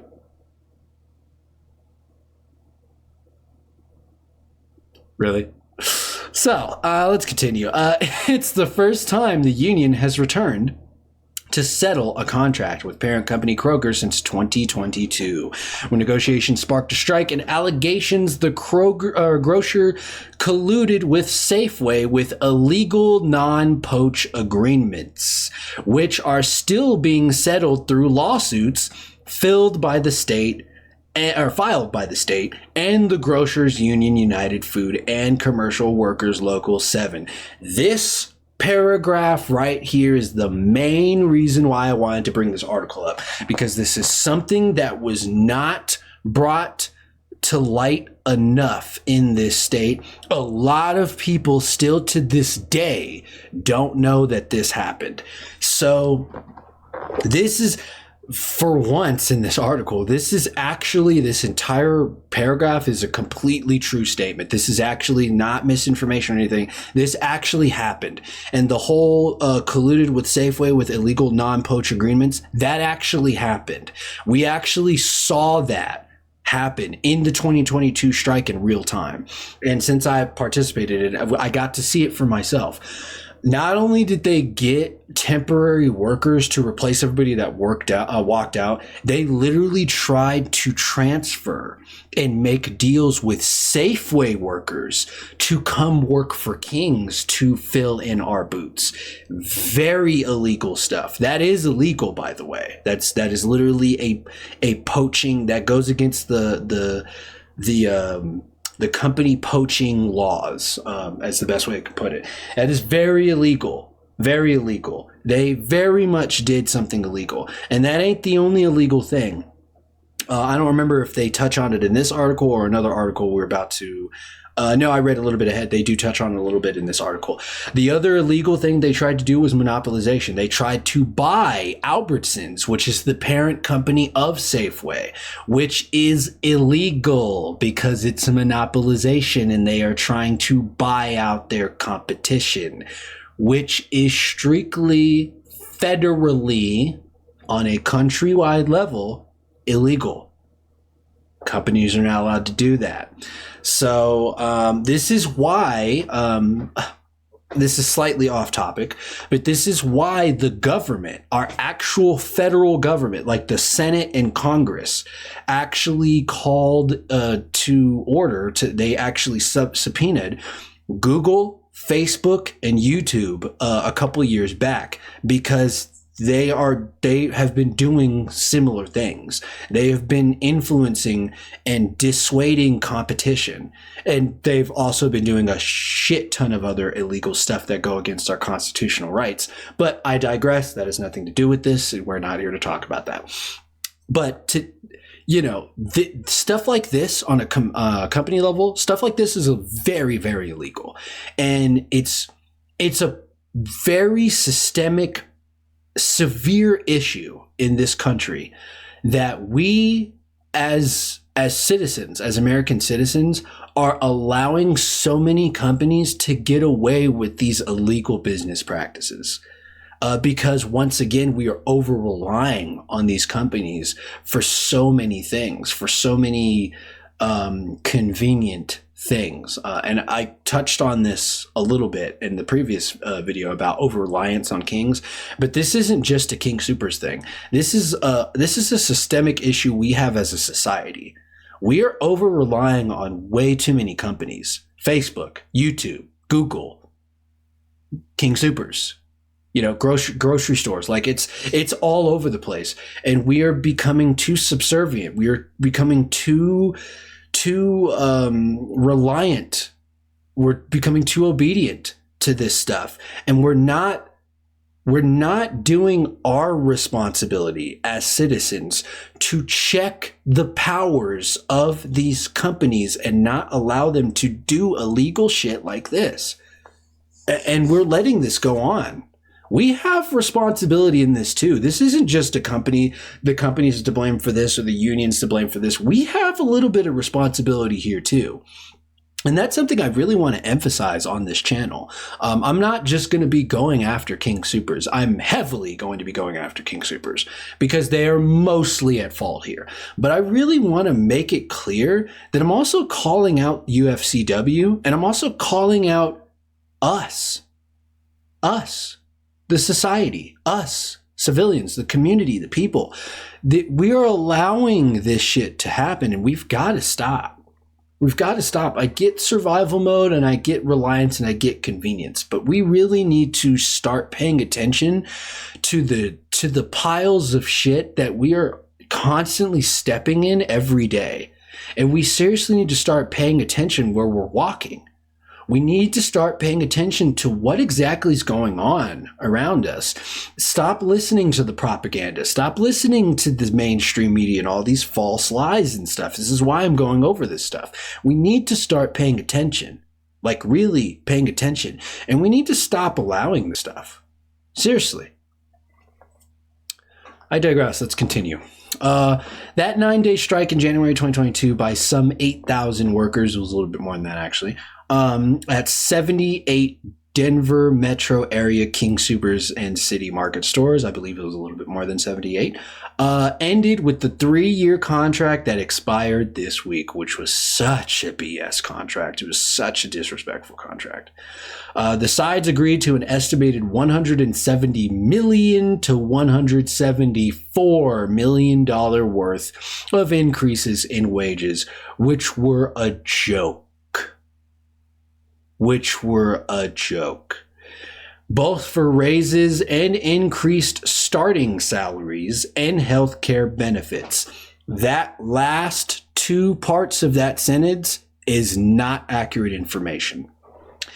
For raises and increases starting salaries, that's not entirely true. It did increase starting salaries, but what they failed to mention here is that it only increased it for specific people, for a specific class of people, and for mostly new hires and newer workers that have been with the company in the previous 2 to 3 years. It was not across the board increases. It was not across the board increases. There was a lot of people, especially people who get salaries, that were not affected by this contract. So this is not entirely, this is a misinterpreted sentence here. This is why I'm doing this video. This is why I'm going to be doing reports, because this is not entirely accurate. This is a very misrepresented statement of how that contract was actually in reality implemented. As for the healthcare benefits, that's also misrepresented. The healthcare benefits were largely untouched. There were some tweaks here and there, but they were largely untouched. There were not, I repeat, there were not massive differences with the healthcare benefits. This is a misrepresented thing here, and the Denver Gazette should be ashamed of themselves, quite frankly. But we move on. The strike talks also come a month after the proposed merger between Albertsons and Kroger collapsed, which the UFCW Local 7 officials cheered. So did I. And so should everybody else cheer about that, because that was a monopolization move, and it was wrong. And it was actually highly illegal. For God's sakes, the state of Colorado sued them for it. That should be telling, dude. That should be telling. Like, come on. Contracts for King Soopers and City Market grocery workers are being negotiated across the state, but the Denver metro regions expires first and sets up the precedent for many terms made in other parts of the state. This is true because the Denver metro area is the most important part of King Soopers, and it is the highest, most concentrated region and county for the state of Colorado. It's where they get most of the business. So of course they're going to start with Denver. They always start with Denver every time contracts expire. UFCW Local 7 President Kim Cordova told the Denver Gazette in an interview Thursday before the contract expired that negotiations were contentious and said the grocers' proposals were concessions to help pay for the cost of the merger failing. I wouldn't put it past them, to be honest. I wouldn't put it past them at all.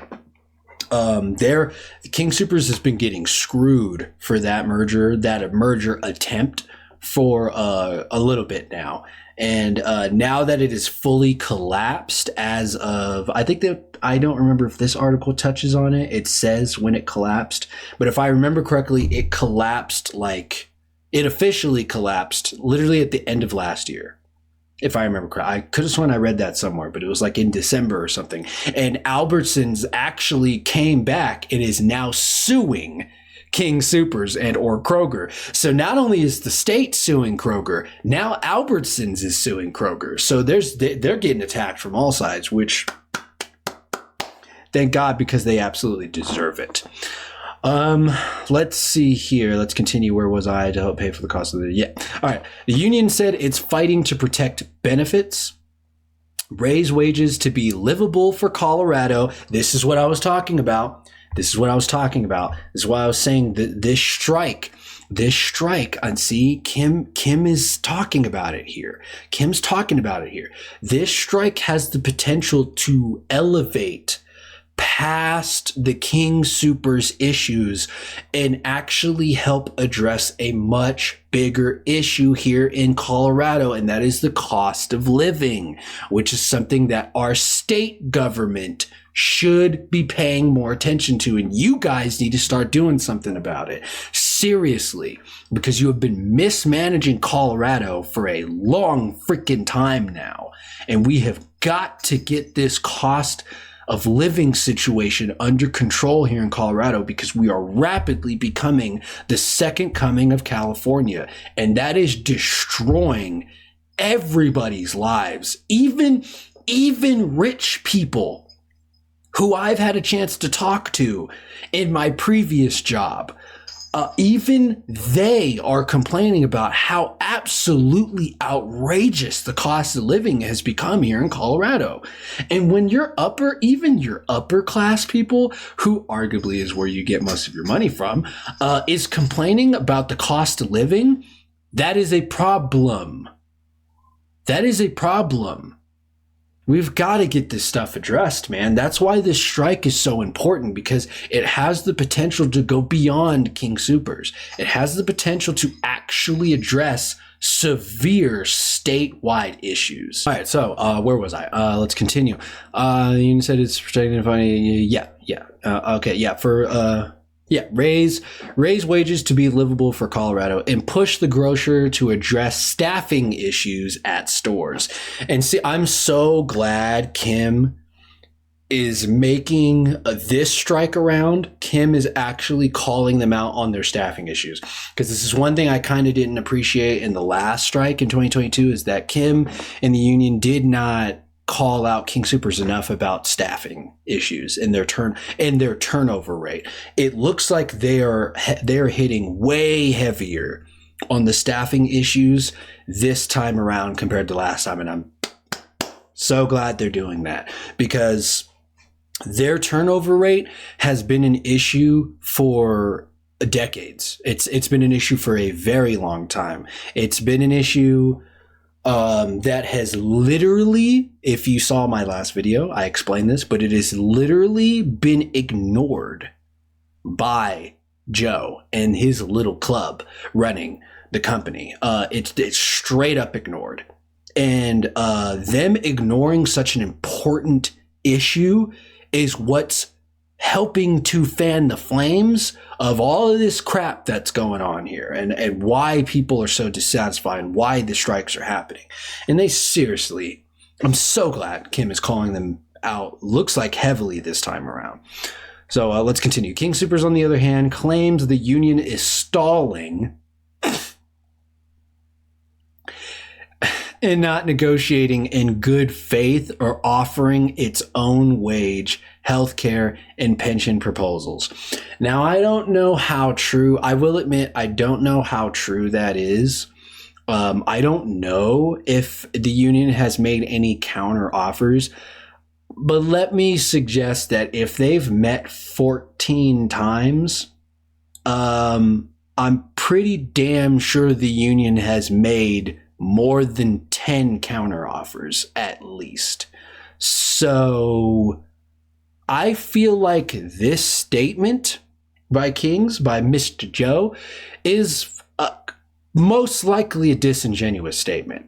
And once again, they're trying to redirect. They're trying to redirect and make the union look bad and look like the bad guys. They're trying to gaslight and manipulate the community here and trying to make things look one way when that's actually not the case. I would bet money that the union has actually been negotiating good faith, because most of the time they do. They're usually the only ones that do.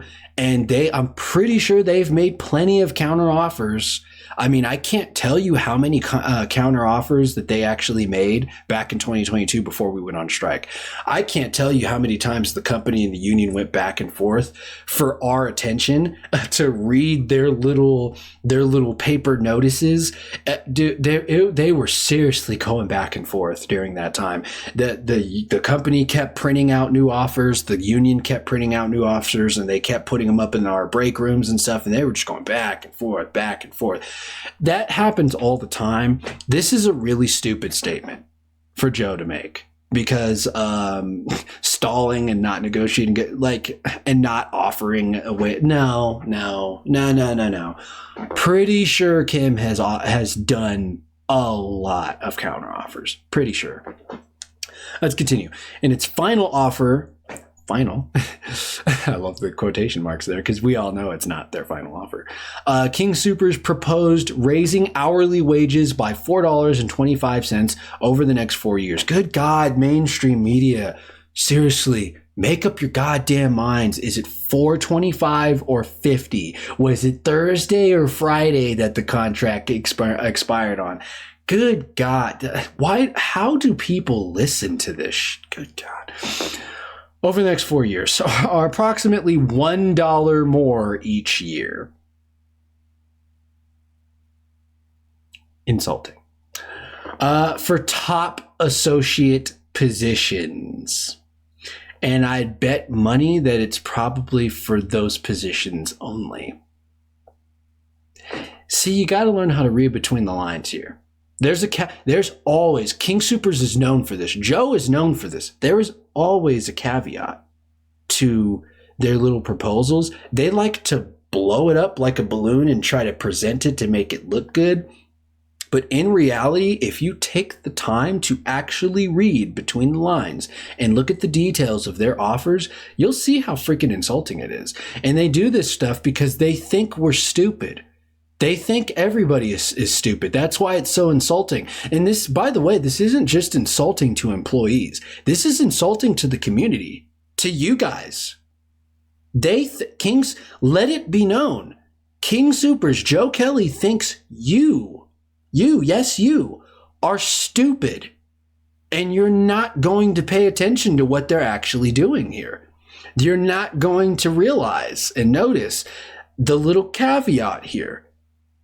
Approximately $1 each year, and it's only for top associate positions. I guarantee you that that's what it's actually saying here. And I haven't seen the actual contract yet, but let me tell you something. I wouldn't put it past them, because that's what the last contract did. As I've said before, it wasn't across the board wages. It was only for specific people. And it was only a small wage increase per year of the contract. That is insulting. They think we're all stupid that we're not going to see that, or we're all so stuck in survival mode and we're all so oblivious and ignorant of what's going on here, and we're not going to actually look up this stuff to where they think they're going to get away with this shit. And let's be real, there's a high chance that they probably will. unfortunately. But I will be damned. I will do my best to make sure that nobody lets them get away with this, because this is outrageously disrespectful. Let's continue. We started meeting with the company in October with clear goals of necessary wage increases so workers could afford to live in our state. I doubt that. You've never cared about that. It shows in your wage structure. Don't think I need to say anything else. Maintain decent health and retirement benefits. Also not true. Good God, Joe. Are you even capable of telling a truth? And resolve a staffing crisis that is causing daily strife for workers and customers alike, Cordova said in a statement Friday. Oh, Cordova said this. I thought Joe said it. Well, still though, Joe. See, actually, this quote right here is proof that they are actually. This is proof that actually debunks the previous statement that King Soopers just made about how they're not coming to the table in good faith. No, this proves right here that they are. And once again, shout out to Kim Cordova for finally calling them out on the staffing crisis, because the staffing crisis has been a crisis for like a decade and a half, probably longer. They're just literally ignoring it. That is an issue. Good God. Cordova said in a statement Friday, the company's proposal fails on all fronts. And it absolutely does. Because as I've stated before, I got to see the summary sheet that summarizes their contract proposal. Absolutely. It fails on all fronts. And by the way, spoiler alert, they're still not addressing the staffing crisis in the contract. So, Joe Kelly, you're a joke. Now, let's move on. Healthcare benefits would cost workers $1 to $3 more each week, depending on the plan, remaining low cost, according to King Soopers. This is oh my God, that's really bad. That's really bad. That's a really bad statement. Sorry, I'm just now realizing how bad of a statement that is. Good God. This, once again, Joe, it's like you are not capable of telling a truth, dude. You are such a corrupt bastard, man. This is not a true statement. This is a blatant lie. It has already been confirmed that what they're using to drive their so-called $4.25 wage increase over the next 4 years, what they're using to help fund that wage increase is that they're taking out of the health care benefit system. They're taking from it. So it's not low cost. This isn't low cost. You're getting worse healthcare benefits, but compared to what we were getting when I was working for the company. You're not getting the same. They're getting worse. They're being worse. And they're also trying to make you do something illegal too. We'll get to it here in a minute, but cause good God, some of these articles are good, man. Just wait, but this isn't. Good God, that is such a disingenuous statement. That is crazy, man. This is the kind of stupidity they think you guys have. This is what they think about us. This is how they think about us. They think we're this stupid that we're gonna listen to this crap and think that it's true. It's not. It's not. That is such a false statement. Like, it's, oh my God, like low cost. You gotta be kidding me. Let's continue. The unions that the company's the unions that the company's proposal are inadequate and would cut the healthcare benefits and seniority-based scheduling perks. Thank you. See, at least Kim Cordova is also trying to tell the truth. Like, hey, guys, they're not telling the truth. Actually, they're actually trying to cut healthcare benefits. That is true. That is not a propaganda statement that Kim's making here. That is 100% true. They are cutting the healthcare benefits. This statement, the previous statement, that is the lie. Proven lie. This is not. And seniority-based scheduling perks, that is also true. They are trying to get rid of that. Adding it would make it harder to retain workers to staff stores. I absolutely agree with that. The fact that they are lowering their healthcare benefits, it's only going to contribute, to their turnover rate. And remember when I said 93.8, that was back in like 2016. I'm pretty sure it's probably like 98% now. Probably. I wouldn't be surprised. Probably 95, but yeah, no, this is only going to make it worse. Joe, good God, bro, you seriously need to learn how to stop running away from problems. You really need to stop ignoring your staffing crisis that you've been having for well over a decade. I would argue and say it's probably been 2 decades. Actually, with a number as high as over 90%, you've probably had this issue for several decades. This is not a good solution, man. Not a good solution. Taking away, trying to take out from the healthcare benefits and also trying to get people to do something illegal. You're not smart.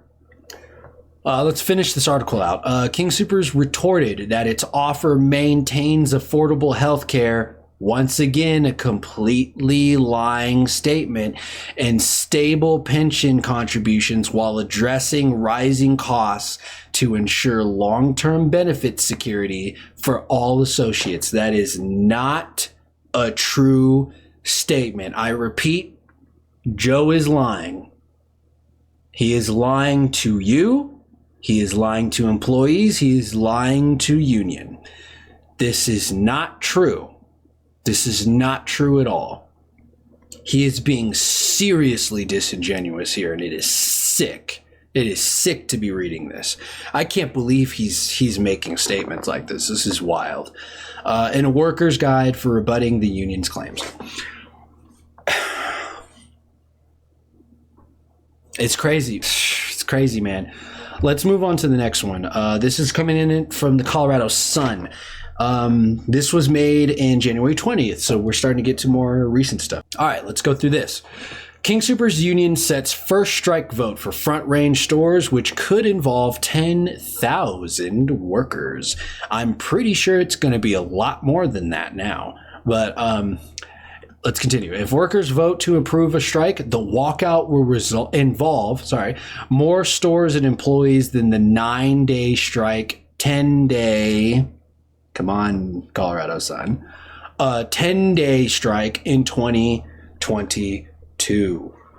Yeah, it will. At this rate, as it stands right now, this strike is well on its way to becoming. It actually might be making history. We might be making Colorado history with this. This might be the biggest strike this state of Colorado has ever seen from King Soopers. And I am all here for it, baby. Let's go. 4 days after their contract expired, the union representing thousands of King Soopers employees in Colorado on Monday scheduled the first vote to ask members to authorize a strike January 29th in Westminster. A second vote is set for January 30th in Greenwood Village. More are expected. Absolutely. This is the main reason why I wanted to go through this article, is because this is kind of updating information. It's to kind of inform us when these votes are happening, when we can expect to see some activity, some strikes starting to pop up over the course of the next couple of months, most likely. Hopefully, I'm hoping it's the next couple months. United Food and Commercial Workers International Union Local 7 said they're starting in the Denver area because of the larger union presence and because that's where contracts first expired January 5th. Again, I said this before, they do this all the time. They always start with Denver because that is where everything is. Negotiations were extended until January 16th. But King Soopers' last offer was rejected Friday. Thank God, resoundingly rejected, because it was such a BS offer. They're proposing wage increases that are not across the board. As always, not only are they inadequate, but they're different based on the zip code. I wanted to talk about this a little bit. This is another reason why I brought up this article, because I have yet to confirm if that's true. But if that's true, that's even more biased and insulting. And I actually think, I might be wrong about this, but I actually think if they're actually making wages based on a person's zip code where they live, I believe that is actually illegal. I believe that's illegal. I believe that counts as workplace discrimination. I think that might count. I may have to do a little bit of research into that to see if that's actually true or not. So do not take my word for that. But that sounds like it might be illegal. It sounds like that might be illegal. And I don't think they're actually allowed to do that. And they did not do that in the previous strike. They did not do that in the previous contract at all. That's a whole new thing that I've seen King Soopers do. That's a new tactic there. Very poor tactic. But I hope that's not true, because if it is, I believe that's illegal. Let's continue. Said Kim Cordova, Local 7's president. The company is charging the same price to the customers. I'm pretty sure that's what she meant to say. But the workers are going to be paid less. That's unacceptable to us. Now, let me explain what she actually means by that, because I feel like she actually should have clarified and actually gone into detail when she said that. And maybe she did. Maybe just the Colorado Sun kind of ejected it from their report, which I wouldn't be surprised if they did, because mainstream media is terrible. But I'm pretty sure, I could be wrong, but I'm pretty sure what she means here is that since the company, so we're going to go into a little bit of business economics here. Since the company is not changing the prices that they're charging to consumers, but at the same time they're trying to make all these contract changes without changing the prices. If they're doing that, hypothetically, that means on an economical business level, that means if you compare the value of the price charge that they're doing on a business level compared to the money that they're actually paying workers, their contract, what they're offering, is so inadequate that the workers, what they're getting paid for to bring the value of this unchanged value of the item, it's actually going to not eclipse, but it's going to decrease below the line. So to put it into perspective, here's the items that they're selling, the actual product. It's going to be on the same line that it's always been. And here's the workers. Okay, the workers are going this way comparingly along with the costs of the items.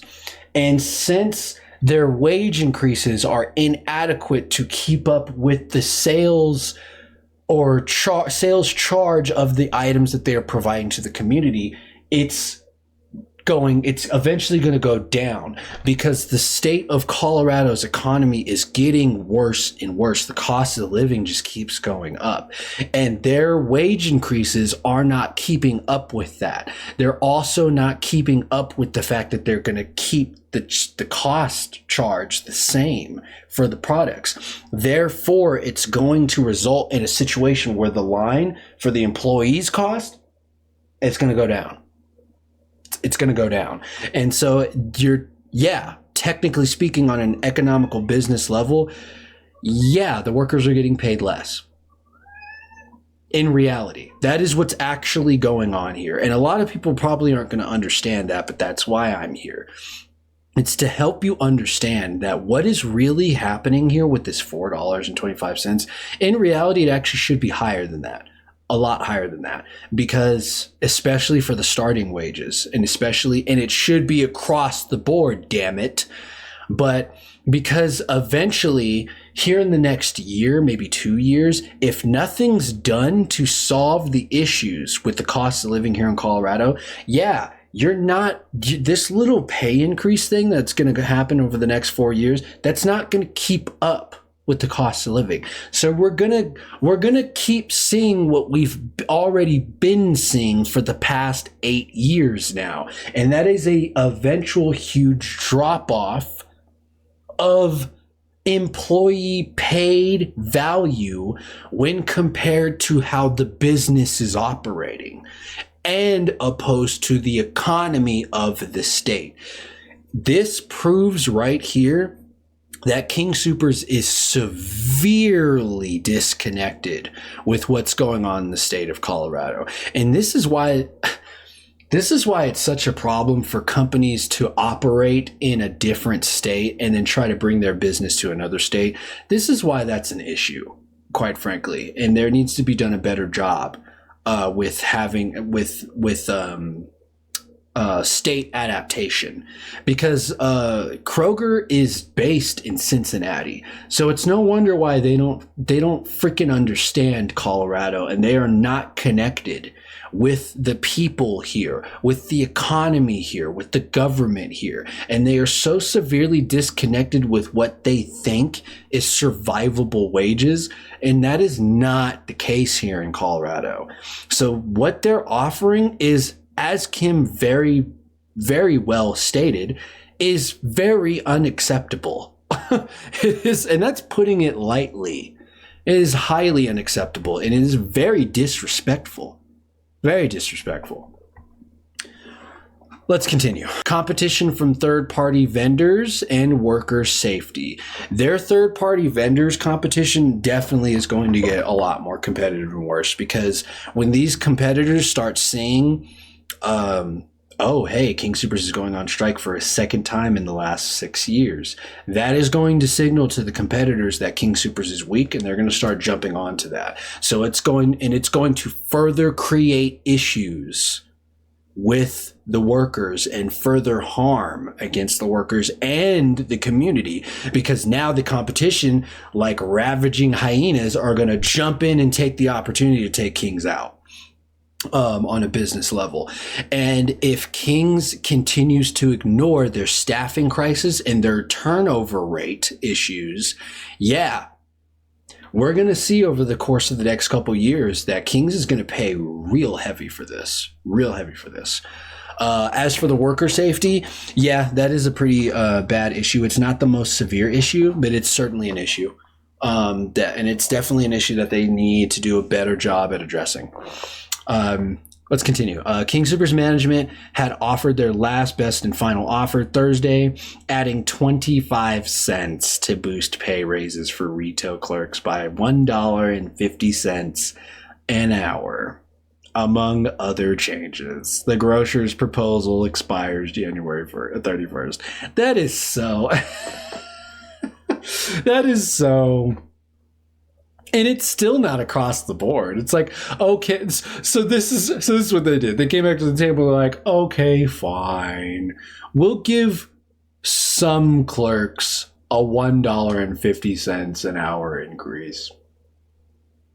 But we're not going to give it to anybody else, though. Like, oh my God. Oh my fucking God. Let's continue. We believe this is an excellent offer, and that and that our associates should be given the opportunity to vote for it. Oh, they were given the opportunity to vote for it, all right. It was rejected, Joe. Because you're a piece of shit. Now, it reflects substantially improved wages for our associates. No, it doesn't. No, it doesn't, Joe. What are you smoking, bro? The company said in a statement. God, what are you on? You must be on that marijuana that increases lies. So what, the lying marijuana or some crap? Jesus Christ. The possibility of another grocery worker strike comes almost 3 years to the day after King Soopers employees ended their 10-day strike January 21st, 2022. I love how earlier at the beginning of the Colorado, this article, they said 9-day, and now they are saying 10-day. God. Good God. When the union reached a new 3-year contract with the grocer. That contract included a no-strike clause, which is no longer in effect since the contract expired. Union officials said, we already explained what that is.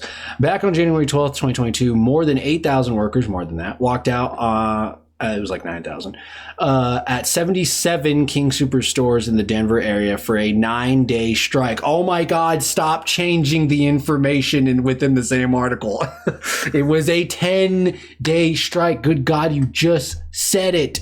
You just said it right here. Why do you keep changing it? Oh my God, mainstream media is terrible. And it's not 77 stores. It was like 80 stores. Why did the other article say 78? You're saying 77. Can you guys get on the same page? Why are you so bad at this? And we let these people run our country's information structure? And they can't even get this right? Like, oh my God.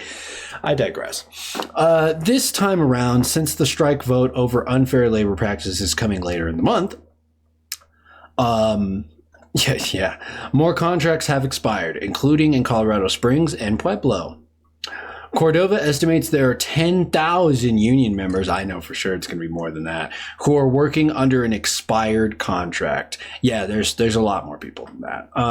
City market contracts in Grand Junction expire January 25th, while a number of other King Soopers stores in Fort Collins, Greeley, Longmont, and Loveland expire February 15th. So like I was saying earlier, expect to see more and more strike. Expect the strike to to really snowball over the course of the next month, a couple months, because as more contracts for more cities and more counties start expiring, they're going to start kicking up on those strike efforts. So yeah, this is going to make history, man. This is not only going to be the biggest walkout, but the potential snowball effect it's going to have is going to be epic. And I really, really hope people fight hard this year, because heck, I'm not even working for the company, and I'm going to be right there with you guys. So that's why we're here, baby. So let's continue. Local 7 began negotiating a new contract in October as King Soopers' parent, Kroger Inc., was fighting 3 lawsuits opposing its $24.6 billion merger with Safeway's parent company, Albertsons, who are now suing them because they have backed out of the merger. Oh man, I gotta love it. Regulators said the supermarket mega merger was anti-competitive. It absolutely was. And a judge in the Federal Trade Commission case temporarily halted the merger in December. Yeah, I was right. Yes, it was December last year. A day later, Albertsons called off the merger and sued Kroger for failing to do what was needed to appease regulators. Let's go, Albertsons. Fully deserved. Man, Kroger had it coming to him with that. Let's continue. The Colorado Attorney General's antitrust case against the merger, which included evidence that King Soopers allegedly colluded with Safeway management to not hire striking workers, is still pending a decision. Man, I hope they get a decision on that soon. By a Denver District Court judge. And I've talked about this already, but I will say it again. I got to see this firsthand in the last strike of 2022. They absolutely colluded with Safeway management to try and not hire striking workers. And they even tried to poach some of Safeway's workers to come over to King Soopers to take up our positions of the people that were striking. Completely illegal stuff there. That is wild. And I can't wait to hear the decision on that. You best believe I'm going to be reporting on that as soon as I hear a decision on that, because I'm very curious as to what's going to happen with that, because I'm curious if there's going to be any kind of reconciliation or some kind of payout for all the people who participated in the 2022 strike and who were potentially directly affected by that level of illegality and stuff. So I'm very curious. As one of the lawsuits I'm very curious about. But let's continue. The union opposed the merger, and it became a distraction that really hurt workers in new contract negotiations, Cordova said. Yeah, that actually really...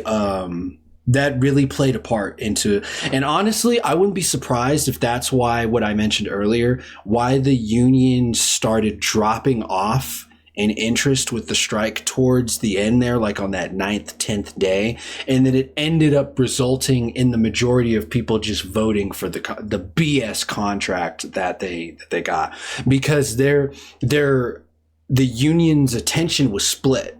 Because they had the strike that they were trying to manage, but then there was the much bigger thing. Not that the strike wasn't big, but there was the more immediate, bigger issue with the lawsuits that were happening. Because and I kind of don't blame the union for jumping on that, because that lawsuit was an opportunity to strike directly at the heart of King Soopers, directly at Joe himself. And quite frankly, that was something that was not worth, or that was not, that couldn't be avoided. Like that was definitely something that they couldn't ignore at all. So, but unfortunately ended up splitting their attention, and it probably did play a factor into the distraction away from the strike. And I wouldn't be surprised if Bernie Sanders got involved in those lawsuits as well. So now that I think about it, that would make sense. That would actually make sense. Let's continue. And Kroger is not happy with Local 7. I'm sorry, it's just such a stupid statement, because they obviously they're not. They haven't been for years. Guys, these two companies hate each other, and they always have been for a long time. It's very obvious. Because we were out front and met with regulators, not just here, but the FTC, Cordova said. Interesting. We believe the merger has totally impacted everything. We've seen a huge decline in staffing and hours in the stores, and workers and consumers have been paying for this. Absolutely. That's why. And it's so illegal, man. It's so illegal. We're going to continue to suffer as a result of this failure, this food fight, this debacle of a merger between them and Albertsons. Yeah. And we've actually seen it. I mean, it's across the board. There's a lot of different little things that have changed with King Soopers over the past couple years because of this whole merger that was illegal in the first place. And this whole monopolization move that they tried to do in the illegal business practice and the poaching that they tried to do, it's crazy. It's crazy. There's so many people that don't realize the real severity of what's going on here, and has been happening for years now. It's crazy. We have got to do a better job at bringing this stuff to light, and hopefully I can do that here at the space. Now, to finish out, to finish out this article, Kroger owns 118 King Soopers and 32 City Market stores in Colorado. Not all are unionized, which is sad. So that is that article from the Colorado Sun. We got 2 more articles to go through. Let's go through this one. This is coming from SN Supermarket News, and this was published back in January 23rd. Let's go over this one because this one's a doozy. King Soopers and City Market workers will strike. Union chief says strike votes are scheduled next week. And this is what I was talking about when I was saying it's already been confirmed that they are for sure going to strike. They don't need to see the results of it. I want to read this little caption here. UFCW Local 7 argues that Kroger's last, best, and final offer includes illegal proposals. Now, this one's a little bit of a doozy because, as I'm about to explain to you as we go over this article, that is not entirely true. Now we're finally getting to arguably the union's first public mistake here and first public lie, actually. Let's get into it. United Food and Commercial Workers International Union, UFCW, Local 7 President Kim Cordova, God, that is such a long name, said the strike is motivated by unfair labor practices by Kroger. It absolutely is. So was the last one in 2022. Which owns King Soopers and City Market. Staffing is the top issue. I don't think it should be the top issue. I think I might disagree with that, but it is an important issue for sure. I don't think it should be the most important issue though. According to Cordova, who noted that staffing has decreased by 18% in Colorado stores. Thank you, monopoly illegal merger. Joe, you messed up, man. You messed up big time. In its final offer, Kroger said it will focus on effective staffing and plans to add roles like sanitation clerks and hourly managers to at least 20 stores. Woo, let me rant about this here real quick. This is why I got this article. Let me tell you guys something, because I saw this in the summarized contract last and final offer thing. I saw this with my own eyes. Fun fact, people who may not know this. We have always, remember, I have 8 years experience. This goes back to 2014 when I first got hired. We have always had maintenance workers, but they were not ever considered maintenance workers. Fun fact, King Soopers has never officially had a maintenance crew. They've never had a sanitation clerk. They've never had officially people whose job is to work these, maintain sanitation, cleanliness, to do the bathrooms, to sweep the floors, to do all that stuff. They've never had an official title for it. They just use courtesy clerks to do those positions, and then they'll tug of war them. They'll either have them do maintenance or they'll come up and do bagging, and help in the front end. And that is a really, really disrespectful thing that they've done. And now they wait all these years till 2025 to actually make a sanitation clerk official. What kind of BS is that? Like, good God, like, how are you going to sit here and finally make that a thing when you should have made that a thing decades ago? Like, what the hell is wrong with you, Joe? What is wrong with you?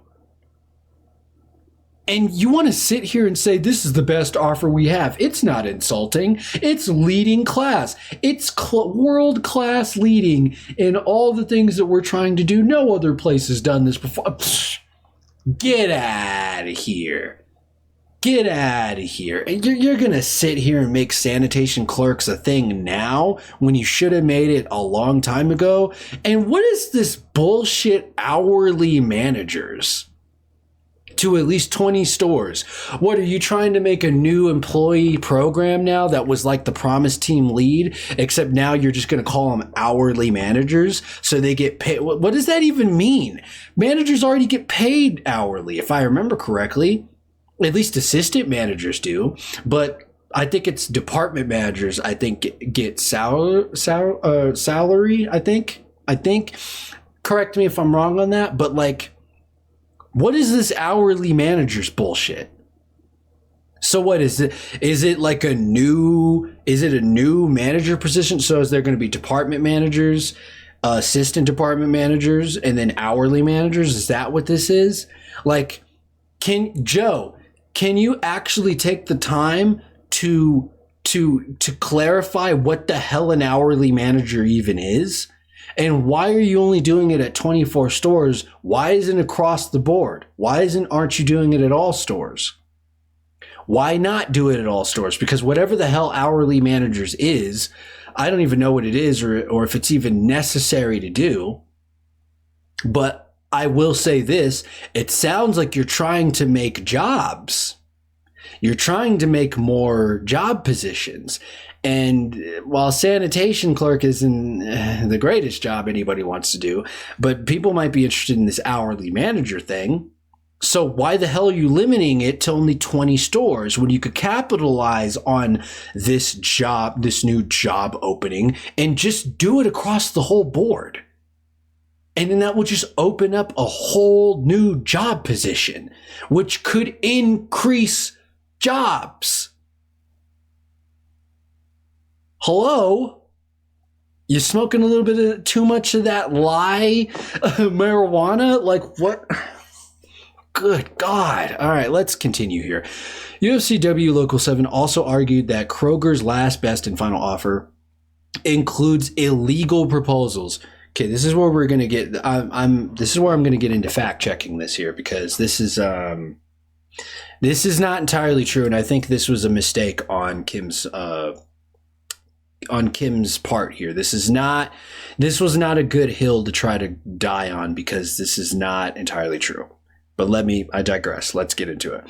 One proposal involves Kroger pulling more than $25 million from healthcare plans for active workers and retirees to fund wage increases. Cordova stated that Kroger needs union approval to make this move, but the Cincinnati-based grocer is insisting on proceeding without it. Now, before I continue that, let me do a little bit of fact checking on this, because don't get me wrong. I am heavily against Kroger doing that. That is not a good move. It is a very insulting move, actually. We have talked about this multiple times already in this video, and I would like to state that $25 million being siphoned from the healthcare plan to go towards the wage increase, which is still inefficient, because as I explained before, you're going to see a drop off. So you're literally getting paid less still compared to the business economics of it. That is one of the biggest insults to employees and the community that I've ever seen in recent years from a company. That is terrible. That is a terrible plan. It is a terrible idea. It is very insulting, and nobody should approve of that. However, it being illegal is actually false. And let me show you. This is coming from, I found this from a site called Stack Exchange, and somebody breaks this down pretty well. So let's go over this real quick. The federal government recently, this is kind of an old post, actually. This was back in 2014. This was actually back in 2014. This was back when I first got hired at King's, actually. And as far as I know, this is a rule, this is a law that is still in effect to today, as far as I know. So, and this is why I'm doing this, because I'm kind of doing a fact check here. Kim, you're actually wrong on this, unfortunately. God, I hate doing this, but hey, we're here to call out everybody, not just the company, but the union. So let's dive into it. The federal government recently, remember this is from 2014, but this is still in effect today. The federal government recently put out a number of rules and other guidances on how employers are and are not allowed to reimburse employees based on what benefits they are offered. Essentially, the government wants to prohibit employers from encouraging workers to decline coverage offered by the employer, especially high-risk employees, and take coverage on the exchanges when the employer offers to reimburse the employee for the cost of coverage on the exchange.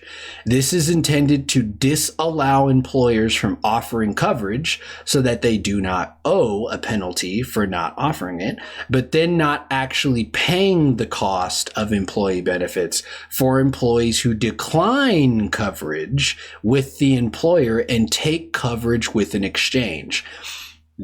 I want to emphasize that's not what's happening here with King Soopers. They are changing. What they're doing is they're just siphoning from the health care system benefit that they're already offering to fund something else that they are doing in the contract. That is not what's happening here. Therefore, it is not illegal. But let's further dive into this. But they're not actually paid in cost. Where was I? And take coverage with an exchange. Okay, because in many industries, a worker also would receive a subsidy by going to the exchange. There can be cases where the net cost to the worker plus the employer penalty is still lower than the cost of employer provided benefits, which apart from these rules could give the employer an incentive to push employees who are already being offered affordable coverage through their employer to the exchanges. And once again, that is not what's happening here. As part of these rules, your employer can no longer make wage changes solely based on your selection or election to take or decline employer offered coverage. Again, this is meant to keep insurers from paying you not to take their coverage and to take subsidized exchange coverage instead. These rules don't prevent them. This is the most important part. These rules don't prevent them from charging employees for the benefits they select. If, for example, they paid you more because you are declining coverage, the government is now considering this discrimination against those who are participating in the employer's health plan. This is where the most important part comes in. They can still increase your wages to compensate for changes in benefit costs, no longer offering health coverage or other reasons, just not solely on the basis of the benefit selection. So to summarize what it is saying here, it is against the law, it is illegal to change or alter for the employer to alter in any way your health benefits during the selection process. Okay, so when you're selecting coverage, that's not what's going on with Kings. So to explain this, Kings doesn't have a health coverage selection. They have their own in-house health benefits program, and you are automatically signed up for it when you get hired on to Kings. So there is no selection process for Kings because they have their own. And because of that, this law does not apply to what's happening to Kings, because as it says in the law at the end here, they can still increase your wages or decrease your wages to compensate for changes in benefit costs. They're still allowed to do that. That right there That is what's happening at King Soopers right now. This offer that they made, this last offer that they proposed, which was rejected, that is what they're proposing to do. They're proposing to siphon from the healthcare benefit program that they already have and that people have automatically already have. They're siphoning from that to try to increase wages, but it's going to decrease the benefits of the health benefits. Unfortunately, sorry, Kim, they are legally allowed to do that. What this law is saying is that if there is a selection process for a company that you are getting hired onto, it is illegal for them to try to alter that selection during the selection process. But that's not what's happening here. And I have a feeling that Kim may have misread this law, this clause here, and maybe misinterpreted and made the mistake of thinking that this means that the law is saying that it is illegal for them to modify their own in-house health benefits system program to alter wages or vice versa, when that is actually not the case. Companies are actually still allowed to do that. They're just not allowed to alter the selection of a health benefit program, and they are not allowed to tamper with that selection process in any way, because some companies were doing that. So I really wanted to show this here. I really wanted to really emphasize this and kind of disprove the whole claim that Kim's making, that it is illegal for them to do that. And the truth is that it's actually very illegal, or not illegal. It's very legal for King Soopers to do this. So unfortunately, they are allowed to siphon from the health benefit to increase wages. But just because they're allowed to do it doesn't make it an okay decision, or a smart decision for that matter. It's a stupid decision, and it will drive up their I'll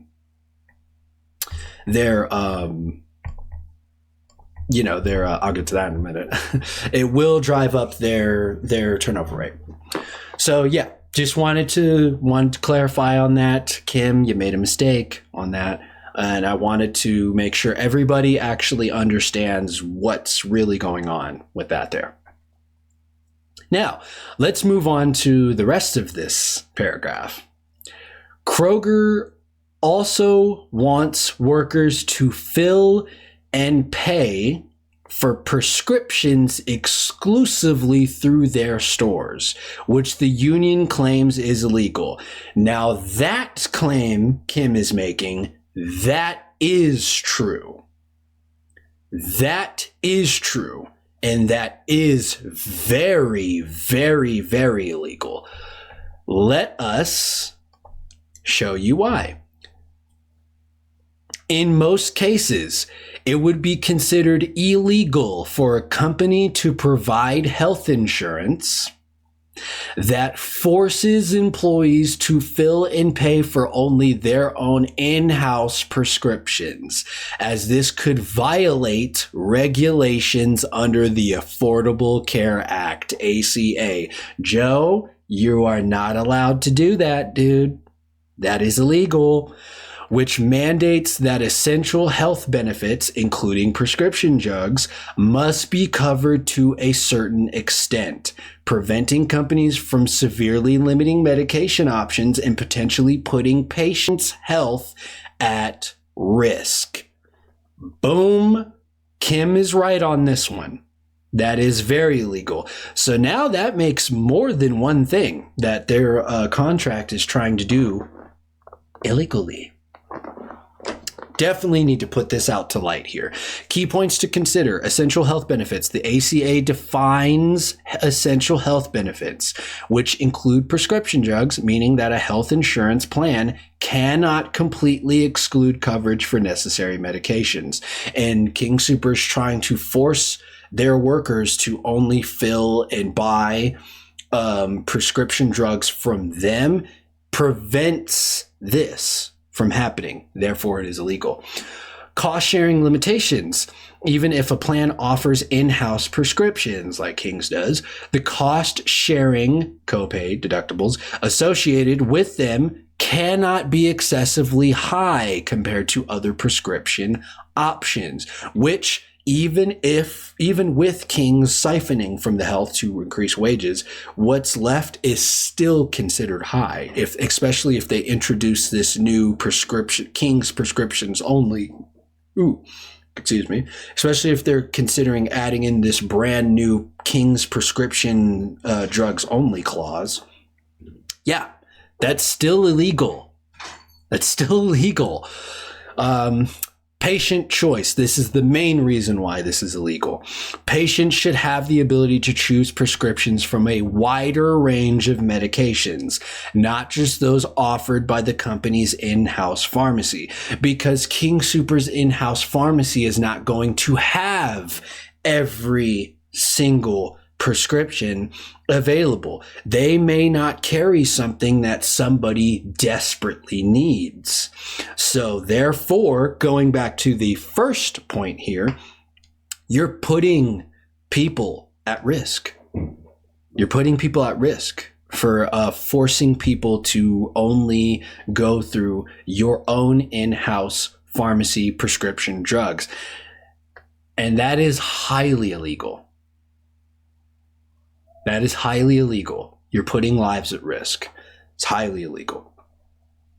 So yeah, wanted to really bring this up here and really help Kim drive this point home, because she's absolutely right on this. She's wrong on the other one, but she's absolutely right on this one. Now, and once again, to emphasize the other one, the whole healthcare thing, she's wrong about it being illegal. That's it. It's very legal, but it's still a wrong thing, and I still oppose it, and everybody else should still oppose it, because that's messed up and it's disrespectful. But she is right about this one being illegal. It is absolutely illegal, and they actually cannot do that. I want to preface something here. This is the first time ever that I've seen in my lifetime that King Soopers, that Joe, you buddy, they're proposing quite a few illegal things. They have been doing a lot of illegal stuff lately. This was not a thing back in the 2022 strike. They all they did was just offer terrible offers, but they were all legal as far as I was aware. They were all legal. This is the first time where they are literally starting to just openly do illegal things. And that should be concerning to everybody, not just employees, but the community. You guys, you're literally shopping at a company that is trying to do criminal things. You seriously might want to reconsider where you put your money at. Seriously. I, for one, am going to stop shopping at King Soopers if they do go on strike. Like, seriously, I will go to Walmart. I would go to anywhere else, because especially now, because this is not okay, man. This is a lot of illegal stuff going on here. They tried to do an illegal merger. They're doing illegal stuff with this prescription thing, and they're the whole wage thing, that might as well be illegal. I mean, it's not technically illegal, but like the bad business practices and stuff, that stuff is illegal too. The whole poaching from Safeway, that's illegal. Like, this is really concerning stuff, man. It's really concerning stuff. Let's finish out this article though. Headed for a strike. UFCW Local 7 believes a strike is inevitable. It absolutely is, as no further negotiation sessions have been scheduled. Wow, I didn't know that. The last session was on January 16th. Wow. Crazy. Hey, and Joe, you want to sit here and say they're not negotiating in good faith, yet you want to sit here and not even, like, come on, dude. Come on. Workers at King Soopers and City Market went on strike 3 years ago for 10 days before a new contract was negotiated, which resulted in a $5.99 per hour wage increase. That's not entirely accurate. The work stoppage led to major departments in stores being shut down, and a similar scenario can unfold again if workers approve the strike. Oh, I freaking hope so. Everybody should, because King Soopers has been operating, and Kroger, their parent company, has been operating illegally and have been for a while now. Blame the failed merger. Late last year, courts in Oregon and Washington rejected a $24.6 billion merger between Kroger and Albertsons. The reason why, real quick, the reason why it's in Oregon and Washington is because Albertsons is based in, if I remember correctly, Albertsons is based in those states, and so is Kroger. UFCW Local 7 believes workers are now suffering the consequences of the failed merger because Kroger is not reinvesting in its workforce. And that is absolutely true. They are not. And it's sad. It's not only sad, but it is a huge disservice of disrespect to their own workforce and to us, you, the community, because before this merger even was attempted, as I've explained in my last video, they were already facing an over 90% turnover rate. They were already facing a staffing crisis, and yet they turned around and tried this nonsense. So yeah, which was illegal, which is illegal. So yeah, like it's... What are they doing? Like, we should not be patronizing this shit, man. We really shouldn't. More details from the union. UFCW Local 7 said it has offered up to 80 different proposals to Kroger. If that's true, that is crazy. That is more than double the proposals that's more than triple, actually, than the proposals that they did last strike in 2022. That's crazy. But the grocer said the union has failed to present a final offer. Other concerns from the union, of course, the union. I'm actually sure the union probably has. That might be a false statement, but even if it isn't, of course the union hasn't given you a final offer because you keep presenting bullshit, disrespectful offers. Because you're being disingenuous with your offers. You're being criminals with your offers. You keep bringing up to the table these offers that have a bunch of illegal shit in it. Literally. So what makes you think the union's going to give you a final offer when you're sitting up here just shooting a bunch of nonsense illegal offers? This is such a stupid statement here. Other concerns from the union are potential cuts to healthcare benefits, both immediate and in the future. It's not potential. It's not potential. It's already confirmed that their last offer, they straight up literally are going to do that. Wow. So it's not a potential. It's real. It's confirmed. Elimination of seniority-based scheduling. Terrible move. Especially without a solid plan to replace that. Yeah, terrible move. Lack of, and I'm not saying that seniority-based scheduling shouldn't be eliminated. I actually think that potentially could be a bonus. That actually could be a positive for the company. But the problem is that they're eliminating it without a plan, without some kind of system to replace it. That is where the issue is, and that is a bad move. Lack of clear pathways to full-time employment. Now, I admit I actually do not know what they mean by that. I'm very curious to look up what exactly they're talking about here. I would like to look more into that because that doesn't sound good. That doesn't sound good. Wage cuts for some workers while others receive only small wage increases. Yeah, that's true, because it's not across, from what I can tell and from what I read personally, it's not across the whole board.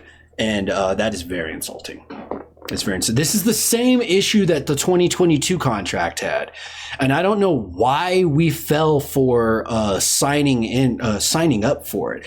People, do not fall for this shit this time around. Strike for as long as you need. Strike for the next 8 months, bro. Don't give into this illegal bullshit monopoly corrupt company, man. Like, I don't care if it's a grocery store. Okay, this needs to stop. This needs to stop. And lastly, the company's ability to outsource union jobs. I would love more clarification on that, but that sounds, if that means what I think it means, they're basically trying to replace the union. That's that's corrupt as hell. More details on Kroger's final offer. Oh, really? It includes a $4.50 an hour wage increase over the life of a 4-year contract for top-rate associates. Department heads and pharmacy techs. The union wants the raise to cover all employees. Well, if you want it to cover all employees, why aren't you doing that? Why isn't it across the whole board? Why are you leaving out a bunch of people from being even, like, what? Like, why are you sitting here wording it for top rate associates, department heads, and pharmacy techs? What about the deli workers? What about the meat department workers? What about the grocery workers? What about the overnight crew? What about front end? What about Starbucks? What about produce? What about floral? Hello, here. If you want it to cover all the employees, why are you wording it to only cover top rate associates, department heads, and pharmacy techs? The hell, dude? Like, what? Good God, Joe. Continued company pension investment.